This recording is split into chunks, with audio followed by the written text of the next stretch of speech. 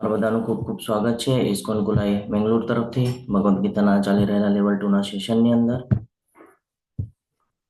અધ્યાય 16 ની શરૂઆત શ્રી શ્રી રાધા ગોવિંદના ચરણોમાં વંદન કરી ગુરુ મહારાજના આશીર્વાદની સાથે મંગલાચરણની સાથે આપણે કરીએ.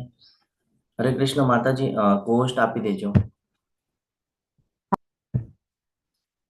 ઓમ અજ્ઞાનતિમિરાંધસ્ય જ્ઞાનાંજન શલાકયા ચક્ષુરુન્મિલિतं येन तस्मै श्री गुरुवे नमः. श्री चैतन्य मनोभीष्टं स्थापितं येन भूतले स्वयं रूप कदा मह्यं ददाति स्वपदान्तिकम्. वन्देऽहं श्रीगुरु श्रीयुतपदकमलं श्रीगुरुन् वैष्णवांश्च श्रीरूपं साग्रजातं सगणरघुनाथान्वितं तं सजीवं साद्वैतं सावधूतं परिजनसहितं श्रीकृष्णचैतन्यदेवं श्रीराधान् कृष्णपादान् सगणललिता श्रीविशाखान्वितांश्च. हे कृष्ण करुणा सिंधु दीनबंधो जगत्पते गोपेश गोपिकाकांत राधाकांत नमोस्तुते. तप्त कांचन गौरांगी श्री राधे वृंदावनेश्वरी वृषभानुसुते देवी प्रणमामि हरिप्रिये. वाञ्छाकल्पतरुभ्यश्च कृपा सिन्धुभ्य एव च पतितानां पावनेभ्यो वैष्णवेभ्यो नमो नमः. नमो ओम विष्णुपादाय कृष्णपृष्ठाय भूतले श्रीमते भक्तिवेदांत स्वामिन् इति नामिने नमस्ते सारस्वते देवे गौरवाणी प्रचारिणे निर्विशेष शून्यवादी पाश्चात्य देशतारिणे. जय श्री कृष्ण चैतन्य प्रभु नित्यानंद श्री अद्वैत गदाधर श्रीवासादि गौर भक्त वृंद. हरे कृष्ण कृष्ण कृष्ण हरे हरे हरे राम राम राम हरे हरे. हरे હરે કૃષ્ણ કૃષ્ણ. પ્રભુજી. હરે કૃષ્ણ. ગઈકાલે આપણે 15મો અધ્યાય જોઈ ગયા અને 15મા અધ્યાયમાં આપણે ઘણું બધું જ્ઞાન અર્જિત કર્યું, જેમાં આપણને ખબર પડી કે પૂર્ણ પુરુષોત્તમ યોગ એટલે કે ભગવાનની સાથે કનેક્ટિવિટી બહુ જરૂરી છે. જો ભગવાનની સાથે કનેક્ટિવિટી નહીં હોય અથવા તો જો કૃષ્ણને નહીં સમજીએ તો આપણે આ જીવનમાં કાંઈ જ કર્યું નથી એવું આપણે સમજીએ છીએ. એની જ આગળ વધીએ તો 16મો અધ્યાય, અને 16મા અધ્યાયની અંદર દૈવી તથા આસુરી જે પ્રવૃત્તિ છે એની ચર્ચા થવાની છે. આપણે જીવન વ્યતીત કરીએ છીએ તો જ્યારે પ્રકૃતિના સંપર્કમાં આવીએ છીએ તો 3 ગુણોના આધીન હોઈએ છીએ આપણે, બરાબર ને. આપણને કઠપુતળીની જેમ નચાવતા હોય છે. એના જ આધાર ઉપર આ બે સ્થિતિ નિર્માણ થાય છે. એકને કહેવાય છે દૈવી અને એકને કહેવાય છે આસુરી. ફોર એક્ઝામ્પલ માટે સમજવું હોય તો હું તમને એક એક્ઝામ્પલ આપું, પછી તમારે મને એક એક્ઝામ્પલ આપવાનું છે. રાવણ હતો. રાવણમાં બંને ક્વોલિટી હતી. એક સાઈડ ભગવાનની પૂજા પણ કરતો, શિવજીની આરાધના કરતો, અને એક સાઈડ ન કરવા જેવા કામ કરતો. હવે એક ઉદાહરણ તમારે કોઈ આપવાનું છે. હરે કૃષ્ણ. બોલો પ્રિન્સી માતાજી. હરે કૃષ્ણ. હરે કૃષ્ણ પ્રભુજી. આપણે હિરણ્યકશ્યપ આવે કે ઈ પણ એમ કહેવાય ને કે પૂજા પણ કરતો અને એમ કે રાક્ષસ પણ હતો. એને પણ તપ કર્યું હતું ને. હરી બોલ. તો આ જાણવું જરૂરી છે કે આપણી સાથે પણ આવી સ્થિતિ નિર્માણ થાય છે. આપણે પણ રોજ સવારે ઉઠીએ, મંગળા આરતી કરીએ, જપાસેશન કરીએ, અને જેવા ક્લાસ પૂરા થાય કે આપણે ભૌતિક જગતની અંદર જ્યારે સંકળાઈ જઈએ ત્યારે આપણાથી પણ આવી કોઈ પ્રવૃત્તિઓ થાય છે. તો આ જે પ્રવૃત્તિ છે આનાથી શું થાય છે એ જાણવું પણ જરૂરી છે. એટલે તમે જો વિસ્તૃતલી સમજવાનો પ્રયત્ન કરશો તો ખાલી મૃત્યુને ઇમ્પોર્ટન્સ નથી, આ બધી બાબતને ઇમ્પોર્ટન્સ છે. કે અંતિમ સમયમાં જો તમે જે સ્મરણ કરશો એ પ્રમાણે આગળની ગતિ થશે, જે પ્રકારે કર્મ કર્યા હશે એ પ્રમાણે આગળની ગતિ થશે, જે પ્રકારે તમે ઈચ્છાઓ રાખી હશે એ પ્રમાણે આગળની ગતિ થશે. એટલે આ બધાનું કોમ્બિનેશન મળાવીને જે નિષ્કર્ષ નીકળશે એના પ્રમાણે આગળની ગતિ થશે. એટલે આ બે જે અહીંયા પ્રવૃત્તિઓ બતાડેલી છે આપણને, એક દૈવી અને એક આસુરી, એનો પણ બહુ મોટો ફાળો છે એમાં. ખૂબ સરસ એવો આજનો અધ્યાય.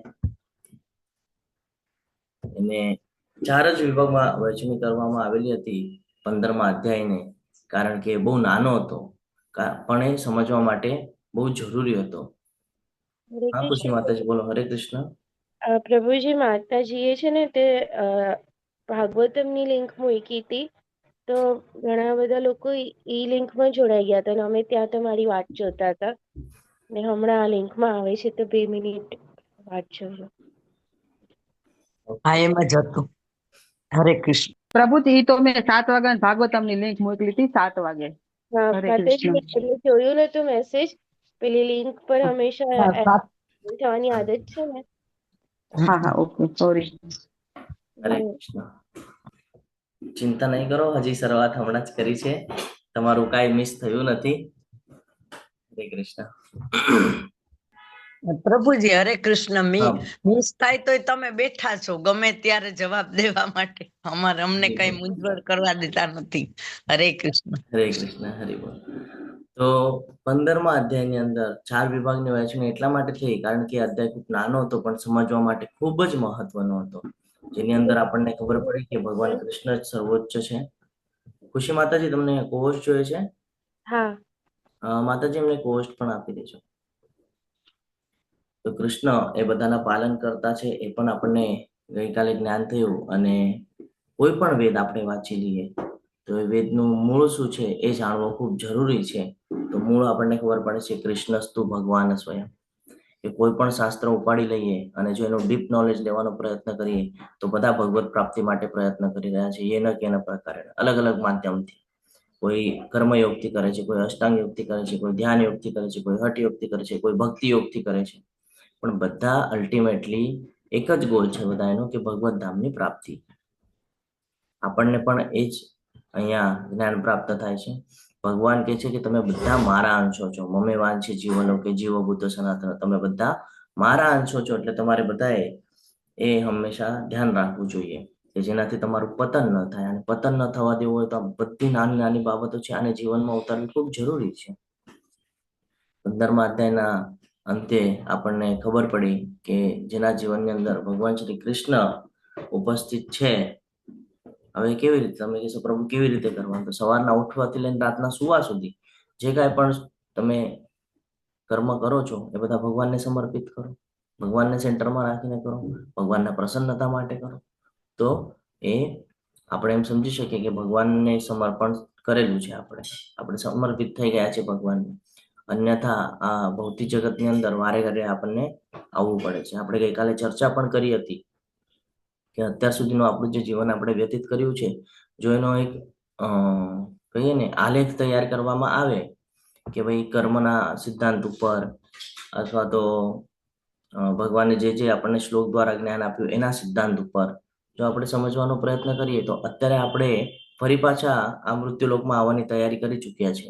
ઓલરેડી થઈ ગઈ છે, નિશ્ચિત થઈ ગયું છે લગભગ કે આપણને ફરી પાછો જન્મ પ્રાપ્ત થશે, બીકોઝ ઓફ આપણા કર્મ, કે આપણે એ પ્રકારના કર્મ કર્યા છે. હવે એ જ કર્મને આપણે ધીરે ધીરે ધીરે ધીરે કરીને સુધારવાના છે.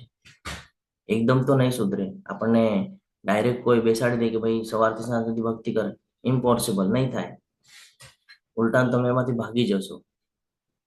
પરંતુ જો તમે એને ધીરે ધીરે અભ્યાસની તલવાર ચલાવવાની છે, ધીરે ધીરે ધીરે ધીરે ધીરે ધીરે પ્રયત્ન કરશો અને વિરક્તિના શસ્ત્રો વડે જો તમે આ બધું અજ્ઞાનતાને કાપી નાખશો જ્ઞાન દ્વારા, તો એ પોસિબલ થઈ જાય છે. અને જ્યારે તમે આવી રીતે એને જ્ઞાન દ્વારા કાપવાનો પ્રયત્ન કરો છો ત્યારે આ બે ગુણો જે બીજા બતાડ્યા છે, આસુરી ગુણો અને દૈવી ગુણો, આપણા ઉપર બહુ પ્રભાવ નાખતા હોય છે. બંનેના કહીએ ને આપણે કે લિમિટેશન્સ નિમણૂક કરીને આપેલી છે કે જો આ ક્રાઇટેરિયાની બહાર જાય તરત આસુરી ગુણનો પ્રભાવ વધે, અને આ ગુણની અંદર આવે તો દૈવી પ્રભાવ વધે. આ આપણા બધા સાથે થાય છે. આપણે ગઈકાલે ચર્ચા કરી હતી કે જો મારે મનને સ્થિર કરવું હોય તો મારે મારા શ્વાસ ઉપર કંટ્રોલ રાખવો પડે. હું જો ફટાફટ શ્વાસ લઉં તો શું થાય? તો કે મન કંટ્રોલ ન થાય, મન વિચલિત થાય. પણ એક લિમિટની અંદર જો હું શ્વાસ અને ઉચ્છ્વાસ કરતો હતો તો કે મન કંટ્રોલમાં આવે. તો આવી જ રીતે આ દૈવી અને આસુરી ગુણો આપણે સમજવાના છીએ. અને આસુરી પ્રકૃતિ શું છે, શું કામ આવે છે આપણી અંદર, શા માટે થાય છે એ પણ સમજશું, એનાથી નુકસાન શું થાય છે એ પણ સમજશું. અને 21 થી 24 શ્લોક છે એમાં સર્વોચ્ચ નિવાસ પર પલાયન કરવું. ત્યાં આનો પણ ચાર્ટ બનાવી શકાય છે. આ ચાર્ટને સમજી અને પોતાનું જીવન સુધારવું. આપણે 15મા અધ્યાયની શરૂઆતમાં 2 દિવસ પહેલા આપણે જોયું હતું કે ભૌતિક જગતના વટવૃક્ષનું વર્ણન આપણને થયું, જેને અશ્વત્થનું વૃક્ષ તરીકે ભગવાન આપણને સમજાવી રહ્યા હતા કે એનું પ્રતિબિંબ છે. ભૌતિક પ્રકૃતિના ગુણો, વૃક્ષોની ઉપરની જે દૈવી શાખાઓ છે એ શાખાઓ છે અને નીચલી આસુરી શાખાઓ એમ બંને પોષણ પામે છે. અને એના બેસ પર જ આપણને જીવન પ્રાપ્ત થાય છે, સારું લોક અથવા તો મૃત્યુ લોક અથવા તો નરક લોક. આ 3 લોકમાંથી કોઈ એક લોકમાં આપણને મોકલાવવામાં આવે છે અને 84 લાખ યોનિઓ છે એમાંથી કોઈ ને કોઈ યોનિમાં આપણને મોકલાવવામાં આવે છે. આપણે એમ પણ ચર્ચા કરતા હોઈએ છીએ કે પ્રભુજી કોઈનો જન્મ થાય અને થોડાક સમયમાં જો એ મૃત્યુ પામે તો શું એટલું જ એનું જીવન હતું? યસ, એનું જીવન એટલું જ હતું, બીકોઝ એણે પાછલા જન્મમાં જે કર્મ કરેલા હતા ને એમાંનું કંઈક બાકી છે ચૂકવવાનું, તો એ ધીરે ધીરે હવે ચૂકવી રહ્યો છે અલગ અલગ જન્મ લઈને. પેલા એટલા પૂરતું એટલું. ફોર એક્ઝામ્પલ સાથે આપણે સમજીએ કે કોઈએ કોઈનું મૃત્યુ કરી નાખ્યો તો કોઈને મારી નાખ્યો. ફોર એક્ઝામ્પલ સમજી લો, જે નોનવેજ ખાય છે એની આપણે વાત કરીએ તો નોનવેજ ખાવાવાળો શું કરે છે, એ જે પ્રાણી છે એને મારવામાં આવે છે, તો આનો જ બદલો પાછો લેવામાં આવે છે. તમને લાગે છે ભાઈ મેં તો નથી કાપ્યો, કાપવા વાળા તો બીજા હતા, પણ એને આદેશ કોણે આપ્યો કે ભાઈ મને જોઈએ છે કાપીને આપ? સમજી રહ્યા છો? તો આવી રીતે આપણને જીવન વ્યતીત કરવું પડે છે. તમે માનો કે ન માનો, આની માટે તમને ગરુડ પુરાણ ઉપલબ્ધ છે. વિષ્ણુ પુરાણમાં પણ અમુક જગ્યાએ ઉલ્લેખ છે. વટવૃક્ષના વધારાના મૂળની સરખામણી જીવાત્માઓના કર્મો સાથે કરવામાં આવી છે. કેટલાક શુભ છે તો કેટલાક અશુભ છે. અધ્યાય 16 એ દિવ્ય ગુણો સમજાવે છે જે વૃક્ષ પર ઉન્નત કરે છે અને આખરે મુક્તિ તરફ દોરી જાય છે. અધ્યાય 16 ની અંદરના આસુરી ગુણો છે એ માનસિકતાને પણ સમજાવે છે કે જે ઝાડ પર નીચે અને છેવટે નરક તરફ દોરી જાય છે. એટલે ખાલી આ 3 ગુણો, સત્વગુણ, રજોગુણ અને તમોગુણ એટલું જ પૂરતું નથી, એની કરતા વધારેનું ઘણું બધું પૂરતું છે. આપણી ઈચ્છા, આપણા કર્મ, આ બધું બહુ મહત્વનો પાર્ટ ભજવે છે. આપણને લાગે બહુ નાનું કર્મ છે, ભાઈ બહુ નાનો વિષય છે. એ નાનો વિષય બીજની જેમ ક્યારે અંકુરિત થઈ જશે ને ખબર નથી. અને પછી ધીરે ધીરે ધીરે ધીરે એ વૃક્ષ મોટું થઈ જાય છે અને પછી આપણને ત્યારે તોડવું બહુ મુશ્કેલ જાય છે. એટલે જ્યારે આ વૃક્ષ નાનું હોય ને ત્યારે જ એને તોડી નાખેલું સારું. ઘણા બધા લોકો કહે છે કે પ્રભુજી અમારા ઘરમાં બાળકો છે પણ સાંભળતા નથી. કારણ જ છે, નાનું હતું ને ત્યારે એના પર ધ્યાન ના આપ્યું એટલે અત્યારે સાંભળતા નથી, અત્યારે હાડ જાય છે. સેમ એજ છે આપણા જીવનની અંદર. આવી રીતે કોઈ બીજ અંકુરિત થઈ જાય એને ત્યારે જ સમજી જવાનું છે, ત્યારે જ કાઢી નાખવાનું છે કે આ ખરાબ બાબત થશે, ભવિષ્યમાં ત્રાસદાયક થશે. ભવિષ્ય એટલે શું? આ જ જીવન નહીં, જો સુખ અને દુઃખ તો બધાના જીવનમાં આવવાના છે, પણ પાછો જન્મ લેવો ન પડે ને એનો વિચાર કરવાનો છે. કારણ દુઃખાલયમ છે, દુઃખાલયમાંથી નીકળવાની ભગવાન આપણને વાત કરી રહ્યા છે કે તું અહીંયાથી બહાર નીકળી જા, અહીંયા ફસા નહીં. ખૂબ નાનો એવો અધ્યાય, ઈશ્વરીય ગુણો. હવે આ જે ગુણો આપણને કહેવામાં આવશે, આ ગુણો આપણે અંદર હોવા જોઈએ. ન હોય તો એને એક એક કરીને નોટ ડાઉન કરી રાખવાનું છે, સ્ક્રીનશોટ મારી લેવાનું છે અને એને એક એક કરીને જીવનમાં ઉતારવાનો પ્રયત્ન કરવાનો છે. ભગવાન કૃષ્ણ 26 દૈવી ગુણોની સૂચિ આપે છે, એવા ગુણો જે વડના ઝાડ પર ઉન્નત કરે છે અને છેવટે મુક્તિ તરફ દોરી જાય છે. 26 પ્રકારના ઐશ્વર્ય ગુણોની વાત કરશે ભગવાન હવે અહીંયા. તો આપણે પહેલા શ્લોકની શરૂઆત કરીએ. શ્રી ભગવાન વાચથી દૈવી સંપદા, દિવ્ય ગુણો. પૂર્ણ પુરુષોત્તમ પરમેશ્વર બોલ્યા, હે ભરત પુત્ર, નિર્ભયતા, આત્મશુદ્ધિ, આધ્યાત્મિક જ્ઞાનનું સંવર્ધન, દાન, આત્મસંયમ, યજ્ઞ પરાયણતા, વેદોનું અધ્યયન, તપશ્ચર્યા, સાદાઈ, અહિંસા, સત્યતા, ક્રોધ વિહીનતા, ત્યાગ, શાંતિ, છિદ્રાન્વેષણમાં અરુચિ, જીવ માત્ર પર દયા, નિર્લોભીપણું, સૌમ્યતા, લજ્જા, નિશ્ચય, તેજ, ક્ષમા, ધૈર્ય, પવિત્રતા, ઈર્ષ્યાથી મુક્તિ, માનની ઈચ્છાથી મુક્તિ અને આ સર્વ દિવ્ય ગુણો છે જે દૈવી પ્રકૃતિ વાળા દેવતુલ્ય પુરુષોમાં જોવા મળે છે. ભગવાન અહીંયા હવે સમજાવે છે નિર્ભયતા. આપણે બધા શું કરતા હોઈએ છીએ? શેને ડરીએ છીએ આપણે બધા? હરે કૃષ્ણ. શેને ડરતા હોઈએ છીએ આપણે? કોણ કે છે? જય માતાજી બોલો. હરે કૃષ્ણ. મરવાથી મૃત્યુથી બધા ડરે છે જીવનની અંદર. બરાબર. હા લતા માતાજી બોલો. હરે કૃષ્ણ. હરે કૃષ્ણ પ્રભુજી. મૃત્યુનો ડર સૌથી વધારે સતાવે છે, એ જ બોલવાની હતી. હરે કૃષ્ણ પ્રભુ. હરે કૃષ્ણ. મૃત્યુનો ડર સૌથી વધારે છે. જુઈ માતાજી તમારે કેવું છે કઈ? હા, હરે કૃષ્ણ. એટલે પ્રભુજી, મૃત્યુનો ડર તો હોય જ છે, પણ આપણને અત્યારે આપણે જે પ્રેઝન્ટમાં આપણે જીવીએ છીએ, તો આપણે એવું વિચારીએ છીએ કે ફ્યુચરમાં આપણું શું થશે. મતલબ કે મારી પાસે બેંક બેલેન્સ હશે કે નહીં, મારું ઘડપણ જે છે એ સારી રીતે નીકળવા માટે કોઈના ઉપર આશરો ના લેવો પડે. તેના લીધે આપણે અત્યારે પ્રેઝન્ટમાં એટલું બધું કમાવાનું પાછળ પડીએ છીએ કે આપણે એ બી ભય જ છે ને, કે પોતાની સિક્યોરિટી એમ, ફેમિલીની સિક્યોરિટી, પોતાની સિક્યોરિટી, એવી રીતે. હરે કૃષ્ણ. હરિ બોલ. ખૂબ સરસ. તો આપણને ભય છે આપણા ફ્યુચરનો અને મૃત્યુનો. જ્યારે કે આ બંને વિશે ભગવાન આપણને ભગવદ ગીતામાં ઓલરેડી સમજાવે છે કે મેં જો તને જન્મ આપ્યો છે તો હું બધાનું પાલન કરતા છું. આપણે કાલે કે પરમ દિવસે આની ચર્ચા પણ કરતા હતા કે ભગવાને જો જન્મ આપ્યો છે તો ભગવાન પાળી પણ લે છે. આપણે પ્રાણી પશુઓ પાસેથી શીખવું જોઈએ. એ લોકો ક્યાં કોઈ દુકાનમાં માંગવા જાય છે કે ભાઈ અમને આ વસ્તુ જોઈએ છે, ખાવાની આપી દો? નહીં, એ લોકોને પ્રાપ્ત થઈ જાય છે. ઇવન જે મનુષ્ય છે, તમે જુઓ, મનુષ્યને પણ બધું પ્રાપ્ત થઈ જાય છે.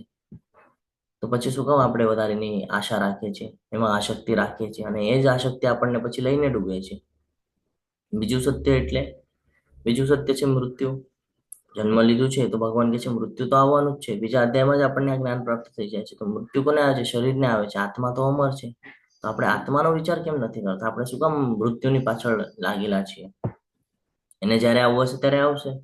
આપણે જો ભગવાનના સાનિધ્યમાં રહેશું તો આપણને ભય હોતો નથી. કારણ કે ભગવાને 2.40 કીધું છે કે સ્વલ્પમ અભ્યસ્ય ધર્મસ્ય ત્રાયતે મહત્વ. જ્યારે આપણે ભગવાનના શરણમાં હોઈએ છીએ, ભગવાનનું કર્મ કરીએ છીએ, નાનામાં નાનું પણ કર્મ હોય તો પણ આપણે મોટાથી મોટા ભયમાંથી ભગવાન રક્ષણ કરે છે. કારણ કે ભગવાન આપણને જ્ઞાન પુરાવે છે કે ભાઈ તારું મૃત્યુ અટળ છે, તું એની ચિંતા નહીં કરતો. એ જ્યારે આવવાનું છે ત્યારે આવશે. અર્જુનજીને 11મા અધ્યાયની અંદર ભગવાન વિરાટ સ્વરૂપમાં બતાવી દે છે કે જો તું નહીં મારે આ યોદ્ધાઓને તો જો મેં પેલા જ મારી નાખ્યા છે, તું નિમિત્ત માત્ર છે. તો આપણને પણ બતાવે છે કે તું પણ અહીંયા નિમિત્ત માત્ર છે. તારું પણ એક દિવસે મૃત્યુ નિશ્ચિત છે. ખાલી એટલું જ છે તને એનો સમય ખબર નથી કે તું ક્યારે તારો છેલ્લો દિવસ છે આ પૃથ્વી ઉપર. તો કોઈ દિવસે ભય હોતો નથી જેનામાં દૈવી ગુણો વિકસિત હોય છે. દૈવી ગુણોનો અર્થ જ એ છે કે આપણે જોયું હતું કે જે ભગવાનને સંકળાઈને રહે, જે ભગવાનના કર્મ કરે, એના ઉપર દૈવી શક્તિ હોય છે. ભગવાને કીધેલું હતું. તો આ જ છે દૈવી શક્તિ, કે આપણે અંદર જો આવા બધા ગુણો હશે તો આપણે ચિંતા કરવાની કોઈ આવશ્યકતા હોતી નથી. આત્મશુદ્ધિ, આપણે બધા શારીરિક શુદ્ધિ તો કરતા હોય છે રોજ સ્નાન કરીને ને. આત્મશુદ્ધિ બહુ જરૂરી છે. આત્મશુદ્ધિ કેવી રીતે થાય? વિચારોથી થાય. આપણા વિચારો કેવા છે? વિચારનું શેના પર ડિપેન્ડ કરે વિચાર? તો કે આચરણ ઉપર. આપણું આચરણ કેવું છે એના પર વિચાર ડિપેન્ડ કરે છે. જેવા લોકોમાં રહેશું, સંગ કેવો છે, જેવા લોકોમાં રહેશું એના જેવું આપણે બનવાનો પ્રયત્ન કરશું. અથવા તો જેને આપણે ફોલો કરશું, જેને જોઈ જશું, જેને જોઈને આપણે મોહિત થઈ જઈએ, આકર્ષિત થઈ જઈએ, એના જેવું બનવા માટે આપણે પ્રયત્ન કરીએ છીએ. આનાથી આત્મશુદ્ધિ થાય કે ના? આત્મશુદ્ધિ માટે આપણે પોતે મહેનત કરવી પડે છે અને પોતે શાસ્ત્રોનું વાંચન સમજવું પડે, શાસ્ત્રોને, ભક્તોનો સંગ કરવો પડે, ભગવાનની ભક્તિ કરવી પડે, વ્યવસ્થિત રીતે માળા કરવી પડે.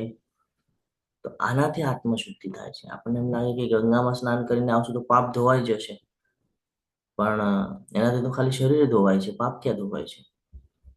પાપ તો ધોવાતા જ નથી. કારણ જો પાપ ધોવાઈ જાત તો આપણે પાછા પાપ કરત શું કામ? અથવા તો પાપ ધોવાઈ પણ ગયા તો આપણે પાછા પાપ કરીએ શા માટે છે? કે આપણને દર વખતે ચાન્સ મળે છે પાપ ધોવાનો એટલા માટે. અને જો પાપ ધોવાઈ પણ જાત તો ભગવાને તો કર્મનો સિદ્ધાંત આપણને બાંધીને આપ્યો છે કે કર્મનું ફળ તો મળશે. તો આપણે જ્યારે ઓરિએન્ટેશનના ક્લાસ કરતા હતા તો ઓરિએન્ટેશનના ક્લાસમાં આપણે જોયું હતું ભીષ્મક દાદાની જે બેકગ્રાઉન્ડ હિસ્ટ્રી છે એ જાણી હતી છે ને. એક જ ભૂલ કરેલી હતી ભાઈ, ગાય ચોરી લીધેલી હતી. કર્મનું બંધન લાગી ગયું તો કર્મ તો ભોગવવું પડ્યું, આવવું પડ્યું પાછું મૃત્યુલોકમાં. એ એક જ કથા નથી, ઘણી કથાઓ છે. આપણે જોયું છે કે જેને શ્રાપ મળી ગયો અને મૃત્યુલોકમાં આવવું પડ્યું, કર્મનું બંધન લાગી ગયું. તો આપણે તો સાધારણ મનુષ્ય છીએ, આપણે તો ભગવાનના ભક્ત પણ નથી. એ લોકો તો શુદ્ધ ભક્ત હતા, આપણે તો એ પણ નથી. આપણે તો કલયુગમાં જીવન જીવી રહ્યા છીએ. તો આપણને એવું લાગે કે ગંગામાં સ્નાન કરી લેશું તો શુદ્ધ થઈ જશું. ના, આત્મશુદ્ધિ જરૂરી છે. જ્યાં સુધી આત્મશુદ્ધિ નહીં થાય, પોતાની આત્માની શુદ્ધિકરણ નહીં થાય, ત્યાં સુધી વિચારો નહીં બદલાય. જ્યાં સુધી વિચારો નહીં બદલાય ત્યાં સુધી ઈચ્છા નહીં થાય ભગવાનમાં લગાડવાની, પોતાના મનને ભક્તિ કરવાની નહીં થાય ત્યાં સુધી. તો આત્મશુદ્ધિનો માર્ગ કયો છે? કોણ કહે છે? હરે કૃષ્ણ. કયો માર્ગ છે આત્મશુદ્ધિ માટે? જપ યજ્ઞ. જપ યજ્ઞ. હરિ બોલ. કલયુગનો યુગ ધર્મ છે કે જપ યજ્ઞ, ભક્તોનો સંગ. આનાથી આત્મશુદ્ધિ થઈ જાય ધીરે ધીરે.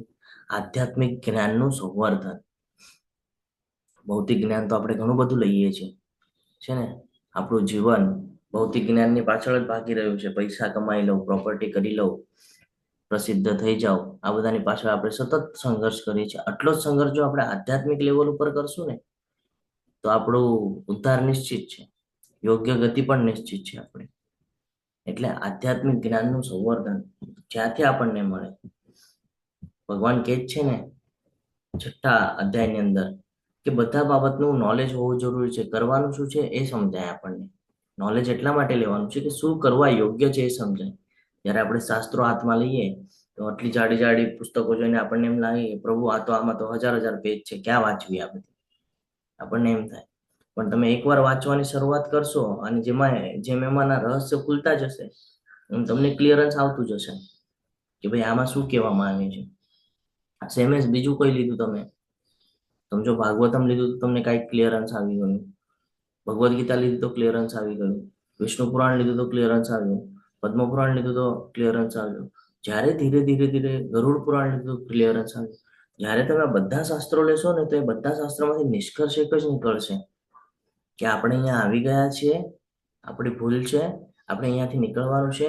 અને બાકીના લોકો પણ જે પ્રયત્ન કરે છે, તો જે પહેલાના ઋષિઓ પ્રયત્ન કરતા હતા એ શું કામ પ્રયત્ન કરતા હતા, શેનો પ્રયત્ન કરતા હતા, એ બધું આપણને એમાં ખબર પડે છે. અને આપણે પણ એ જ માર્ગ ઉપર ચાલવું જરૂરી છે. જ્યારે આપણે એ માર્ગ ઉપર ચાલીએ છીએ ત્યારે આપણને એનો લાભ થાય છે. આગળ આવે છે દાન.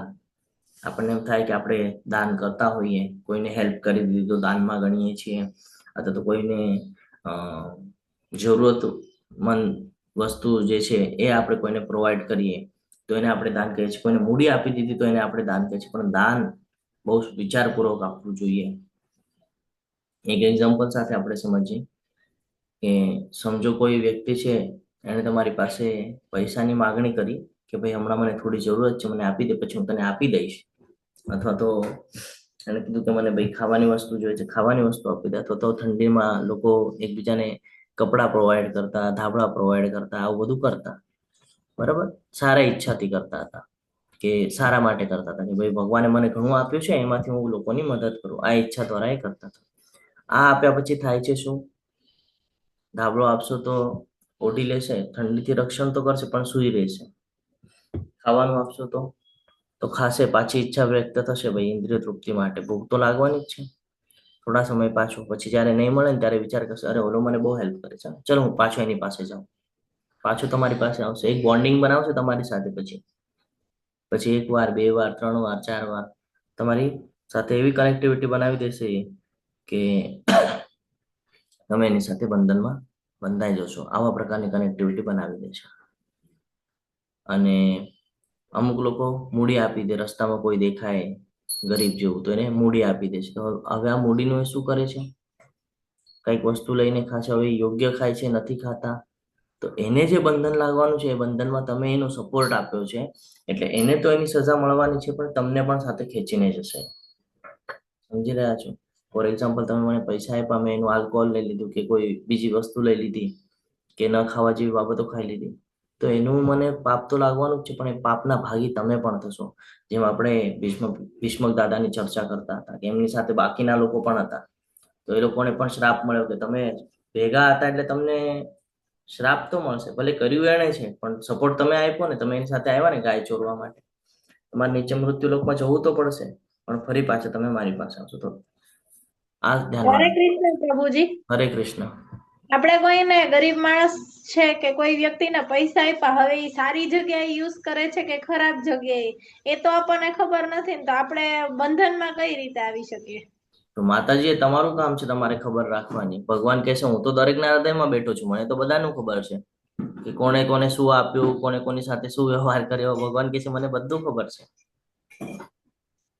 પણ ક્યારે એને એને હવે કોઈ અચાનક આપણી પાસેથી છે કે ભિખારા છે કે એવું શાસ્ત્રમાં બધા કહે છે કે કોઈ આપણા ઘરે ગરીબ માણસ પૈસા માંગવા આવે કે કઈ ખાવાનું માંગવા આવે તો એને ના નથી પડાતી, તો આપણે એને ના પાડીએ તોય પાપનું બંધન, અને ઈ તો હાવ અજાણ્યા જ હોય ને, તો આપણને કઈ રીતે ખબર પડે કે ઈ સારી જગ્યાએ યુઝ કરશે કે ખરાબ જગ્યાએ? ઈ તો આપણને એમ કે મારે જરૂર છે એટલે આપણે આપી દીધા માનીને, તો આપણને બંધન ખબર જ નથી તો કઈ રીતે લાગે?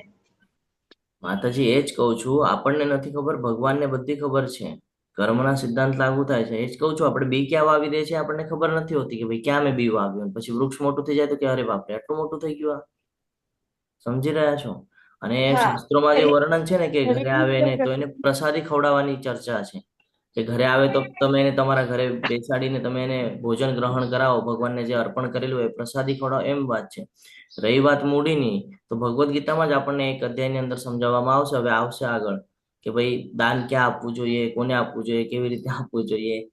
તો આ બહુ મહત્વનું છે. હરે કૃષ્ણ પ્રભુજી. બોલો કલા માતાજી. માતાજીએ કીધું ને તો હજુ મારે 4-5 દિવસ પહેલાનો જ દાખલો છે. એક સાધુ મહાત્મા આવ્યા, તો આમ થોડી ઉંમર હતી, શરીરમાં જાડા હતા, અને આઈને મને કે અમે હાથી લઈને આવ્યા છીએ અને જુનાગઢ જવું છે તો કઈક દાન કરો. એટલે હું બોલી નહીં, કારણ કે હમણાં મારે એવું થયું હતું કે આંખમાં આંખ મિલે ને તો બધા દાગીનાને કાઢીને આપી દીધું હતું. એટલે હું કઈ બોલી નહીં, અને સીધું બાયણું બંધ કરવા ગઈને કીધું બાયણું બંધ કરીને એમને 10 રૂપિયા આપું. તો પ્રભુજી મેં બાયણું બંધ કર્યું એવું એ મહારાજે મને ગાળ આપી. બોલો, એમના મનથી કે આ બોલતા નથી, મેં આમ ખાલી હાથથી ઈશારો કર્યો કે ઉભા રહો એમ કહીને મેં બાયણું બંધ કર્યું, તો સીધી મને ગાળ આપી. મારા પાડોશીને બધાને ખબર પડી ગઈ. પછી બધા બોલ્યા, તે તો સીધા જતા રહ્યા. એટલે આવું થાય, દાન કરીએ ને તો મેં તો નક્કી કર્યું કે હંમેશા જ્યાં સારું હોય ને ત્યાં જ આપણે ઇસ્કોન સિવાય ક્યાંય દાન જ નહીં આપવાનું પ્રભુજી. મંદિરે દાન આપીએ તો એ આપણને ખબર જ છે કે સારી જગ્યાએ છે, પણ આવી રીતે કોઈ બાવા આવે છે કે કોઈ ના, આપણે ગરીબ નહીં. માણસ છે, ભિખારા છે, ઈ માંગે તો આપણે એમ થાય કે બિચારા નાના છે કે એને દેવું જોઈએ, તો મેં તો આપણે માતાજી દઈએ. સોસાયટીમાં કોઈને અવાજ નથી દેતા. આ ગાળ આપીને ત્યારના કોઈને અવાજ નહીં દેવાના. પાછી જે તેને સીધી માસાની જ ગાળ આપી હતી. બોલો, એટલે શું કહેવાનું, આ સાધુ સંતો ઉપર હવે વિશ્વાસ નહીં. હરે કૃષ્ણ. આ તો મારો ખાલી અનુભવ વ્યક્ત કર્યો, બાકી સૌની જેમ કરવું હોય તેમ. નહીં, ખૂબ ખૂબ આભાર માતાજી, તમે અનુભવ વ્યક્ત કર્યો, કારણ કે આ રિયાલિટી છે. આ જ સમજવાનું છે કે સાધુ પુરુષ કોને કીધું છે, જે સુખ દુઃખમાં સમાન હોય છે ને, જે માન અપમાન બધું સહન કરતો હોય છે, અને જે પોતાના એમાં સ્થિર છે, સ્થિર બુદ્ધિ વાળો છે, એને સાધુ પુરુષ કીધો છે. તો સાધુ પુરુષ હોય એ કેવી રીતે વર્તન કરે આપણને બધાને ખબર છે. પ્રભુજી, આ ગરીબ માણસના છોકરાઓ છે, એ આપણી પાસેથી રૂપિયા માંગે તો દેવાય કે ના દેવાય? રૂપિયા ના દેવાય માતાજી. એમને તમારે જો દેવું હોય તો ભગવાનને ભોગ અર્પણ કરેલો હોય એ તમે એમને આપી શકો, જેનાથી એમને શુદ્ધતા આવે. બાકી તમે એમને જો વાંચતા લખતા આવડતું હોય તો ભગવદ્ ગીતા તમે એમને આપી શકો છો. મોબાઈલ યુઝ કરી શકતા હોય તો તમે એમને ક્લાસની લિંક આપી શકો છો, અથવા તો જપ કરવા માટે માળા આપી શકો છો. તમે આપશો તો એની ઉન્નતિ થશે, નહીં તો એ ભૌતિક જગત સાથે સંકળાયેલા કર્મોમાં જે પાછો આવ્યા કરશે. પણ જો એમાં તો કરશે એ તો સમજે જ નહીં ને, માળા કરવામાં એમાં તો એ સમજે જ નહીં ને, કારણ કે પોતે ભીખ માગીને પૂરું કરતા હોય. એટલે માતાજી, એ જ તો કામ છે. તમે એ જ તો સમજવાનું છે આપણે. તમે જો આપણા સ્થાપક આચાર્યની જો ચર્ચા કરશો તો એમણે સૌથી પહેલા ક્યાં ગયા હતા? પાશ્ચાત્ય દેશમાં ગયા હતા, જે વ્યાભિચાર કરતા હતા. જો આપણે અત્યારે જે વિચાર કરીએ છીએ એ પણ એ સમયે એ વિચાર કરત ને કે ભાઈ એ લોકો તો સમજશે જ નહીં, તો આ આટલું મોટું જે સંકીર્તન ચાલી રહ્યું છે ચાલત જ નહીં. એ પાશ્ચાત્ય દેશમાં ગયા, જે લોકો વ્યાભિચાર કરતા, નશો કરતા, એ લોકોની વચ્ચે બેસીને એમણે જે કર્યું છે, તમે એમની જયારે જીવનયાત્રા આખી વાંચશો ને તો તમને ખબર પડશે કે એમણે કેવી રીતે બધું કર્યું છે. તો એમણે લોકોની વચ્ચે બેસીને આ બધું કર્યું. ભગવદ ગીતાની ચર્ચા કરી, જ્ઞાન આપ્યું. જી પ્રભુજી, નાટકમાં કાલ જોયું ને, દારૂડિયા હતા એમને બી ભક્ત બનાવી દીધા પ્રભુજીએ. મદાય ને હતા ને જે બધું પોસિબલ છે. ગરીબ કેમ હોય કે પછી ઝોપડપટ્ટીમાં કેમ રહેતા હોય તો પણ એને તમે કરી શકો છો. ડિપેન્ડ કે તમે કયા પદ્ધતિથી કરો છો, તમારી કેટલી ઈચ્છા છે સામેવાળાને સમજાવવાની, અથવા કેટલી ઈચ્છા છે તમારી કે એનો ઉદ્ધાર થાય, કેટલો તમે પ્રયત્ન કરો છો એના ઉપર ડિપેન્ડ છે બધું. એટલે એવું નથી સમજવાનું કે એ લોકોને સમજાય, આપવાનું છે. મેં ઘણા લોકોને આપેલું છે, ઘણા લોકો ટ્રાન્સફર થયા છે, મેં જોયું છે. ભીખ માંગવાનું બંધ કરી દીધું છે, ક્યાંક ને ક્યાંક કામ કરી રહ્યા છે, મોલ મજૂરી હરે કૃષ્ણ પ્રભુજી, એક Right. પાકિસ્તાનના કોઈ ભિખારી હતા ને વોટ્સઅપમાં ન્યૂઝ આવ્યા હતા કે એની પાસેથી 55 લાખ રૂપિયા નીકળ્યા અને બોલો. તો પણ એ પાછા ભીખ માંગતા હતા. માતાજી આવા તો તમને મુંબઈમાં કેટલાય મળી જશે, જેની કરોડોની પ્રોપર્ટી છે પણ એ સિગ્નલ ઉપર ઉભા રહીને માગી રહ્યા છે. તો એનું તો કરમનું બંધન કેટલું ખરાબ થાય કે માગીને વાપરે પોતાના પાસે હોવા છતાંય, કે પરસેવાની કમાણી છે ઈ જ સાચી કહેવાય ને. એ જ છે, કમાણી પણ યોગ્ય રીતે થવી જોઈએ. કોઈને છેતરીને કમાશો તો એ પૈસાનો પણ કાંઈ ઉપયોગ નથી, છેતરશો તો તમે છેતરાશો. પ્રભુજી, આપણે ટ્રેનમાં જઈએ તો ત્યાં ટ્રાન્સલેટર આવે, એ લોકો તો એટલું ગંદુ ગંદુ બોલે ને મારીને બધા પાસેથી જબરદસ્તી 10-10 રૂપિયા લેવડાવીને જ જાય. નહીં આપીએ તો એ મતલબ લેડીઝ હોય કે કોઈ હોય, કંઈ પણ જોયા વગર કંઈ પણ બોલવા લાગી જાય. તો પછી આપણને ડરના લીધે પણ એમને એવું થાય કે 10 રૂપિયા આપી દેવા સારું. એમની એવું જ છે એમાં છક્કાનું છે, પાવૈયો હોય છે એની જ વાત ઈ કરી રહ્યા છે. પણ પ્રભુજી ઈ સાચું છે કે આ જે છક્કો હોય છે પાવૈયો, ઈ આમ જોર જોરથી તાલી પાડે અને પછી પૈસા માંગે ને પછી બધા એમ કહે છે કે એના જીભ ઉપરથી સિક્કો કાઢેલો હોય ને તો આપણી બરકત વધે, તો ઈ વસ્તુ સાચી છે? કેમ કે બધા આવું કરતા હોય છે તો ખબર માતાજી, નહીં, સમજમાં નહીં, નથી નહીં. આવતું કે સાચું છે કે ખોટું. એની માટે તમારે મહાભારત વાંચવું પડશે. મહાભારતની અંદર શિખંડી કરીને હતા, ખબર છે? નહીં પ્રભુજી મને ખબર છે. ઓરિએન્ટેશન નો ક્લાસ ભણ્યો હશે ને તેમાં આપણે ચર્ચા કરેલી હતી. હા, અંબા. શિખંડી શું કામ હતા? અંબામાં બીજું છે ને. હા, એ જે અંબા છે ને શિખંડી બનીને આવ્યા હતા, એની પાછળનું રીઝન હતું કે જ્યારે ભીષ્મક દાદા એમને જીતીને લાવ્યા હતા બધું, તો એમણે એમની સાથે લગ્ન નહોતા કર્યા. અને આનો ક્રોધ કે ભાઈ હવે મારી સાથે ઓલું કર્યું નથી તો મને આનો બદલો લેવો છે, શિવજીની ઉપાસના કરી અને પછી શિવજી તરફથી વરદાન મળ્યું, શિખંડી બનીને આવ્યા અને એના મૃત્યુના કારણ બનેલા છે. પહેલા તો આ બધું આપણને જાણવું પડશે. લોકો જે અફવાઓ પસરાવે છે એ અફવામાં ને આમાં ઘણો ફરક છે. અને જે લોકો કહે છે કે ભાઈ એ લોકો જે બોલે અથવા તો એ લોકોના આશીર્વાદ બહુ મહત્વના હોય છે, એ આશીર્વાદ મહત્વના એટલા માટે હતા કારણ કે શિખંડી ધર્મ તરફથી ચાલી રહ્યા હતા. સમજી રહ્યા છો? આ લોકો કઈ ધર્મનો પ્રચાર નથી કરતા. પેલા તો માણસ ઓળખતા આવડવું જોઈએ કે કોણ ધર્મનો પ્રચાર કરે છે ને કોણ નથી કરતા. જે ધર્મ અને ઈ આપણી પાસેથી રૂપિયા માંગે તો આપણે એને દઈએ છીએ 10 રૂપિયા કે 20 રૂપિયા. ઈ પછી જ્યાં સુધી રૂપિયા ન દઈએ ને ત્યાં સુધી છક્કા જે છે ઈ અહીંયા આઘાત નથી આવા કરતા. સમય માતાજી એક જ ઓપ્શન હું તમને કહું, તમારે તિલક કરીને બધે જવું. ગળામાં માળા હોય, તિલક હોય એટલે વધારે તમને કઈ બોલશે જ નહીં. સૌથી પહેલી વાત પ્રભુજી, હમણાં મારા ઘરે દીકરીને ઘરે દીકરો હોય તો 5,000 રૂપિયા લીધા, બોલો એમ નામ ખસ્યા જ નહીં. 5,000 આપો તો જ ખજાઈએ. કંઠી તો પહેરેલી જ હોય છે પણ તિલક નો કર્યું હોય તો હવે ઈ ખબર પડી કે તિલક કરીને જાવું પડે. કેમ માળા તો હોય જ, વૈષ્ણવ છીએ એટલે માળા તો પહેરેલી જ હોય, તોય આપણે જ્યાં સુધી એને રૂપિયા નથી આપતા ને ત્યાં સુધી ઈ લોકો દૂર જ નથી ખસતા. અને લગ્નમાં તે બધા તિલક વાળા હોય ને તોય તે ઈ પૈસા ના લઈને ત્યાં સુધી આઘા ના જાય. આ સમજવું બહુ જરૂરી છે. દાનનું બહુ મહત્વ છે, એટલે બહુ વિચારપૂર્વક કરવું જોઈએ. દાન કરવાની જો વાત આવે, જો મૂડીનું દાન કરવું હોય તો ટેમ્પલમાં કરી શકાય છે, કારણ ટેમ્પલમાં જે સેવાઓ થાય છે એ બધી ભગવાન માટે થાય છે. ટેમ્પલ એટલે હું ઇસ્કોનની વાત કરી રહ્યો છું. બીજા ટેમ્પલો વિશે તમને ઘણી બધી માહિતી પેપરમાં વાંચવા મળેલી હશે કે ઓલરેડી ત્યાં જે મૂડી આપવામાં આવે છે એનું શું કરવામાં આવે છે તમને બધાને ખબર છે. હું ઇસ્કોનની એટલા માટે વાત કરું છું કે આપણા ઇસ્કોન કુલાઈ મેંગલુરમાં અત્યારે ખૂબ સરસ એવું કોલેજ બનાવી રહ્યા છે, જેમાં આપણે ત્યાં રહી પણ શકીએ અને ત્યાં રહીને આ બધું જ્ઞાન પણ અર્જિત કરી શકીએ એવું કોલેજ બાંધવામાં આવે છે. તો ત્યાં આપણે દાન આપી શકીએ છીએ. અલગ અલગ સેવાઓ છે, ફૂલની સેવાઓ છે, પ્રસાદમની સેવાઓ છે, ભગવાનના જે અલગ અલગ વસ્ત્ર છે એની માટેની સેવાઓ છે, ગોશાળાની સેવા છે, પછી ગો માતાને ચારો આપવાની સેવા છે. તો આ બધા માટે આપણે મૂડી આપી શકીએ છીએ. ઇવન એટલું જ નહીં, હમણાં શ્રીરંગમની યાત્રા જઈ રહી છે. એક એક્ઝામ્પલ માટે હું તમને સમજાવું છું. હમણાં જઈ રહી છે શ્રીરંગમની યાત્રા. હવે શ્રીરંગમની યાત્રા જઈ રહી છે તો ઘણા બધા ભક્તો ટ્રાવેલ કરશે, તો એ લોકોને પ્રસાદમની વ્યવસ્થા કરાવી દેવાની. એ લોકોને પ્રસાદમ માટે આપણા તરફથી સહયોગ કરવાનો. એટલા માટે નહીં કે એ લોકો નથી કરી શકતા, એ લોકો બધું કરી શકે છે, પરંતુ આપણે વૈષ્ણવ છીએ અને વૈષ્ણવનું કામ જ આ છે કે એકબીજાનું ધ્યાન રાખવું. જેટલા પણ ભક્તો છે એ ભક્તોની એકબીજાની સંભાળ રાખવી, એકબીજાનું ધ્યાન રાખવું એ આપણું કર્મ છે. તો એ લોકો ટ્રાવેલિંગ કરી રહ્યા છે, તો ઘણા લોકો ગુજરાત માર્ગે જઈ રહ્યા છે. આપણા ગુજરાતી ટીમના જે છે એ બધા ગુજરાત માર્ગે જઈ રહ્યા છે. તમારા બધામાંથી ઘણા બધા ગુજરાત સાઈડમાં વાસ્તવ કરો છો, તો ત્યાંથી તમે તમારા જે નજીકથી સ્ટેશન હોય ત્યાંથી એ લોકો જવાના હોય તો તમે સ્ટેશન ઉપર મળીને એમને પ્રસાદમ આપી શકો છો. અથવા તો શ્રીરંગમની યાત્રા જ્યારે એ લોકો કરવાના છે તો ત્યાંના ટેમ્પલમાં જશે, તો ત્યાંના ટેમ્પલ માટે તમે કોઈને કોઈ સેવા આપી શકો છો કે ભાઈ ત્યાં જાઓ છો તો આ સેવા કરી નાખજો મારા તરફથી. તમે એવી રીતે એ લોકોને આપી શકો છો દાન. તો આવી રીતે આપણે કરી શકીએ છીએ. અને એવું કાંઈ તમારી ઈચ્છા હોય તો તમે પાર્થ પ્રભુનો ને એ લોકોનો કોન્ટેક્ટ કરજો. જીતેન્દ્ર, ગોપેશ પ્રભુ, જીવેશ્વર, કૃષ્ણચંદ્ર પ્રભુ, પાર્થ પ્રભુ, એ લોકોનો કોન્ટેક્ટ કરજો. એ લોકો તમને કહેશે કે ક્યાં કેવી રીતે કરતા આવડશે. બરાબર છે? તો દાનનું બહુ મહત્વ છે. ક્યાં કરવું, કોને કરવું, સુપાત્ર વ્યક્તિને, સમય છે, બધું જોઈને કરવાનું હોય છે.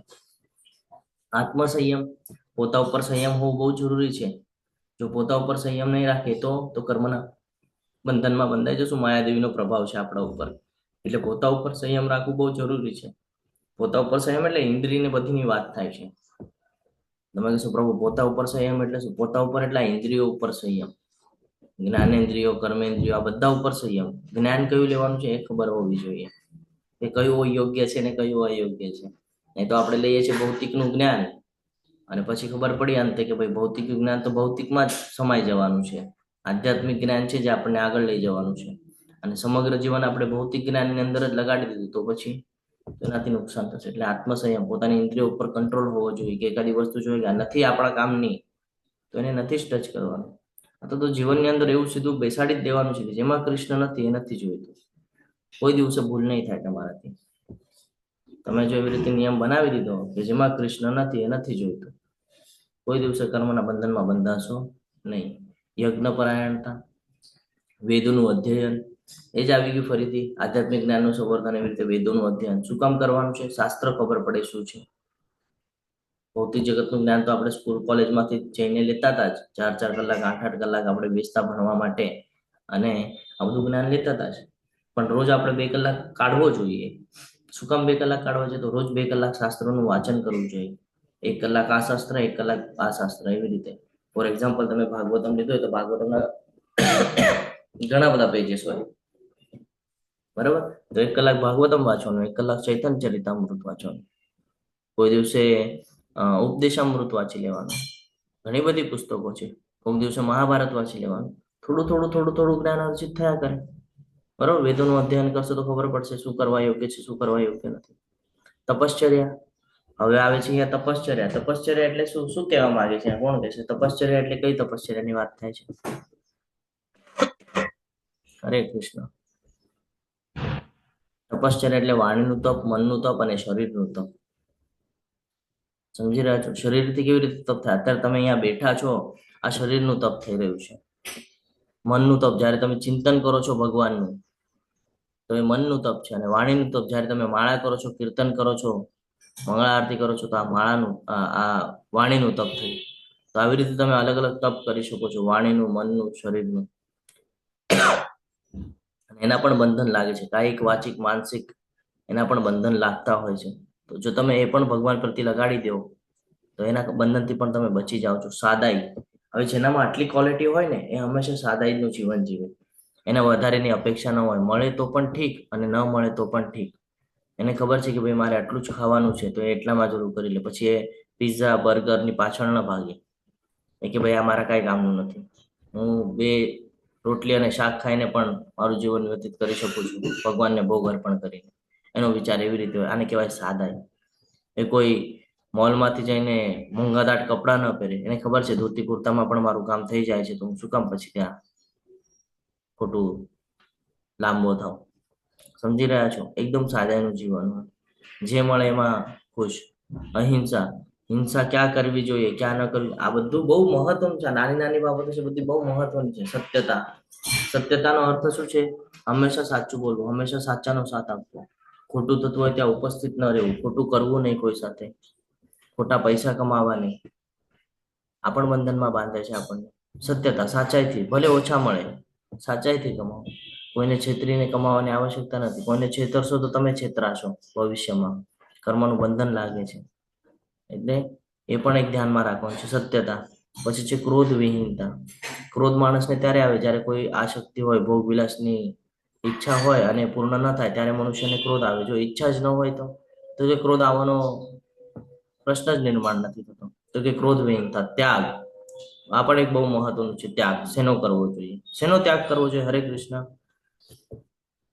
હવે આપણે 16મા અધ્યાયમાં છે. હવે તો તમને ખબર રહેવી જોઈએ ત્યાગ શેનો કરવાનો છે. હરે કૃષ્ણ.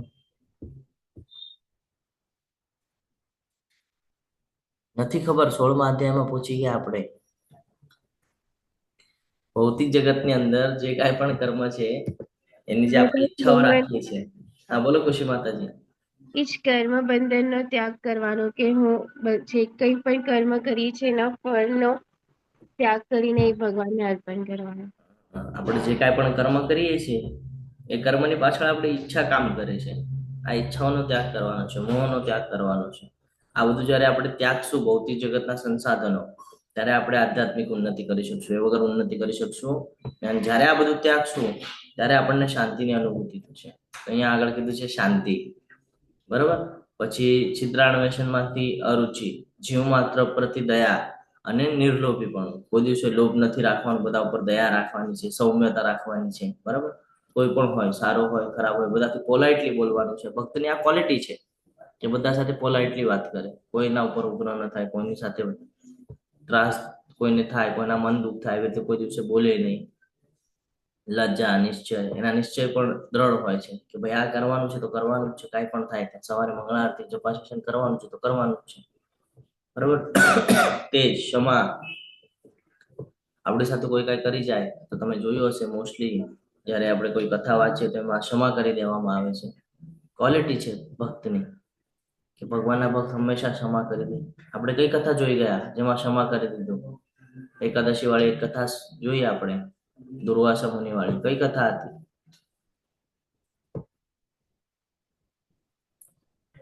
અમરીશ મહારાજની. અમરીશ મહારાજની કથા, જેમાં જોયું આપણે કે અમરીશ મહારાજ એને લાસ્ટમાં માફ કરી દે છે ને. તો ક્ષમા બહુ મહત્વનો પાર્ટ છે કે તમે કોઈ સાથે બદલો લેવા કરતા તમે એને ક્ષમા કરી દઈએ ને, એ બહુ મોટો હોય છે. કે ભાઈ તે કર્મ કર્યા છે ને, તારા કર્મ તને અર્પણ, મને કોઈ ઈચ્છા નથી તારી સાથે હજી કર્મ વધારવાની. ઘણા લોકો સાથે એવું જોવા મળે છે કે અત્યારે તો ખાસ કરીને યુથ સાથે એવું થાય છે. તો હું તમારી સાથે ચર્ચા કરી દઉં કે ઘણા સમય આપણને કોઈ પ્રતિ આસક્તિ આવી જાય અને આપણે એની સાથે રિલેશનમાં આવી જઈએ છીએ, બરોબર. અને પછી અમુક સમય થાય એટલે એ આપણને છોડીને વયા જાય તો આપણે કન્ટિન્યુઅસ એના ચિંતન વિચારમાં હોય કે આણે આમ શું કામ કર્યું, આણે આમ શું કામ. અરે એને કર્યું એ એના કર્મ છે, એના પર છોડી દો. તમે વિચાર કરશો તો એનાથી તમને ત્રાસ થશે, સામેવાળાને ત્રાસ થવાનો નથી. આ પ્રવૃત્તિ અહીંયાથી શીખવા મળે છે કે જે છે બધું જતું કરવાનું. થઈ ગયું ને, પૂરું થઈ ગયું ને, હવે એમાં કઈ કરી શકીએ છીએ નહીં. આપણા દ્વારા કઈ કરી શકવાનું છે આમાં ચેન્જ નહીં. તો શું કહો એની પાછળ સમય વ્યર્થ કરવાનો? આગળ વધી જવાનું છે જીવનની અંદર. તરત ભગવાનના સાનિધ્યમાં આવી જવાનું છે. ભગવાનના કનેક્ટિવમાં રહીશું ને, ભગવાન આપણને બરાબર લાઈન બતાડી દેશે કે કયું લાઈનમાં જવાનું છે, શું કરવા યોગ્ય છે, શું કરવા યોગ્ય નથી. ભૌતિક જગત સાથે સંકળાયેલા રહીશું તો એમાં એમાં ફસાયા કરશું, સતત ચિંતન કર્યા કરશું, ડિપ્રેશનમાં જશું અને હજી પોતાનું નુકસાન કરી દેશું. એટલે આ બધાથી બચવું બહુ જરૂરી છે. ધૈર્ય હોવું જોઈએ કે ઠીક છે, મારી સાથે આવું થઈ ગયું છે, પાછલા જન્મના કર્મ હશે, વાંધો નહીં, હવે આનાથી આગળ હવે હું ધ્યાન રાખીશ કે ફરીથી મારા સાથે આવું કઈ થાય નહીં. પવિત્રતા હોવી પણ જરૂરી છે. ઘણા બધા લોકોને એમ લાગે ક્યાં ભગવાન જોવે છે, લાવને હું જઈ આવું વગર નાયા ધોયે ટેમ્પલની અંદર, ખાલી તિલક કરી. ભગવાન નથી જોતા, પણ પવિત્રતા રાખવું આપણું કર્તવ્ય છે. ભગવાનને ત્યારે ભક્ત દેખાય છે કે ભાઈ આવ્યો છે ને મારી આગળ, ભલે સ્નાન નથી કર્યું પણ મારા શરણમાં તો આવ્યું છે ને. પણ આપણે તો ભક્ત છીએ, આપણને ક્વોલિટી ખબર હોવી જોઈએ કે સ્નાન કરીને જ જવાનું છે. પવિત્રતા હોવી જરૂરી છે. પવિત્રતા એટલે ખાલી શરીરની અંદરથી મનની પણ પવિત્રતા હોવી જરૂરી છે. વિચાર એવા આવવા જોઈએ. વિચાર એવા ત્યારે આવે, ભક્તોનો સંગ હોય, શાસ્ત્રોનું આપણે જીવનમાં ઉતાર્યું હોય, શાસ્ત્રોને વાંચ્યા હોય, ત્યારે આપણામાં પવિત્રતા આવે. ઈર્ષ્યાથી મુક્તિ, કોઈ પ્રત્યે ઈર્ષ્યા દેશભાવ રાખવાનો જ નથી. ભગવાન આપણને પહેલેથી સમજાવતા આવી રહ્યા છે ભગવદ ગીતામાં કે કોઈ પ્રત્યે ઈર્ષ્યા નહીં રાખતો, એનાથી મુક્ત રહેજે. દ્વેષભાવ નહીં રાખતો. બધા પોતપોતાના એમાં ક્વોલિટી વાળા છે. ગઈકાલની જ વાત કરું તમને, ગઈકાલે આપણા ગુજરાતી ટીમ તરફથી ડ્રામાનું પ્રેઝન્ટેશન કરવામાં આવ્યું હતું.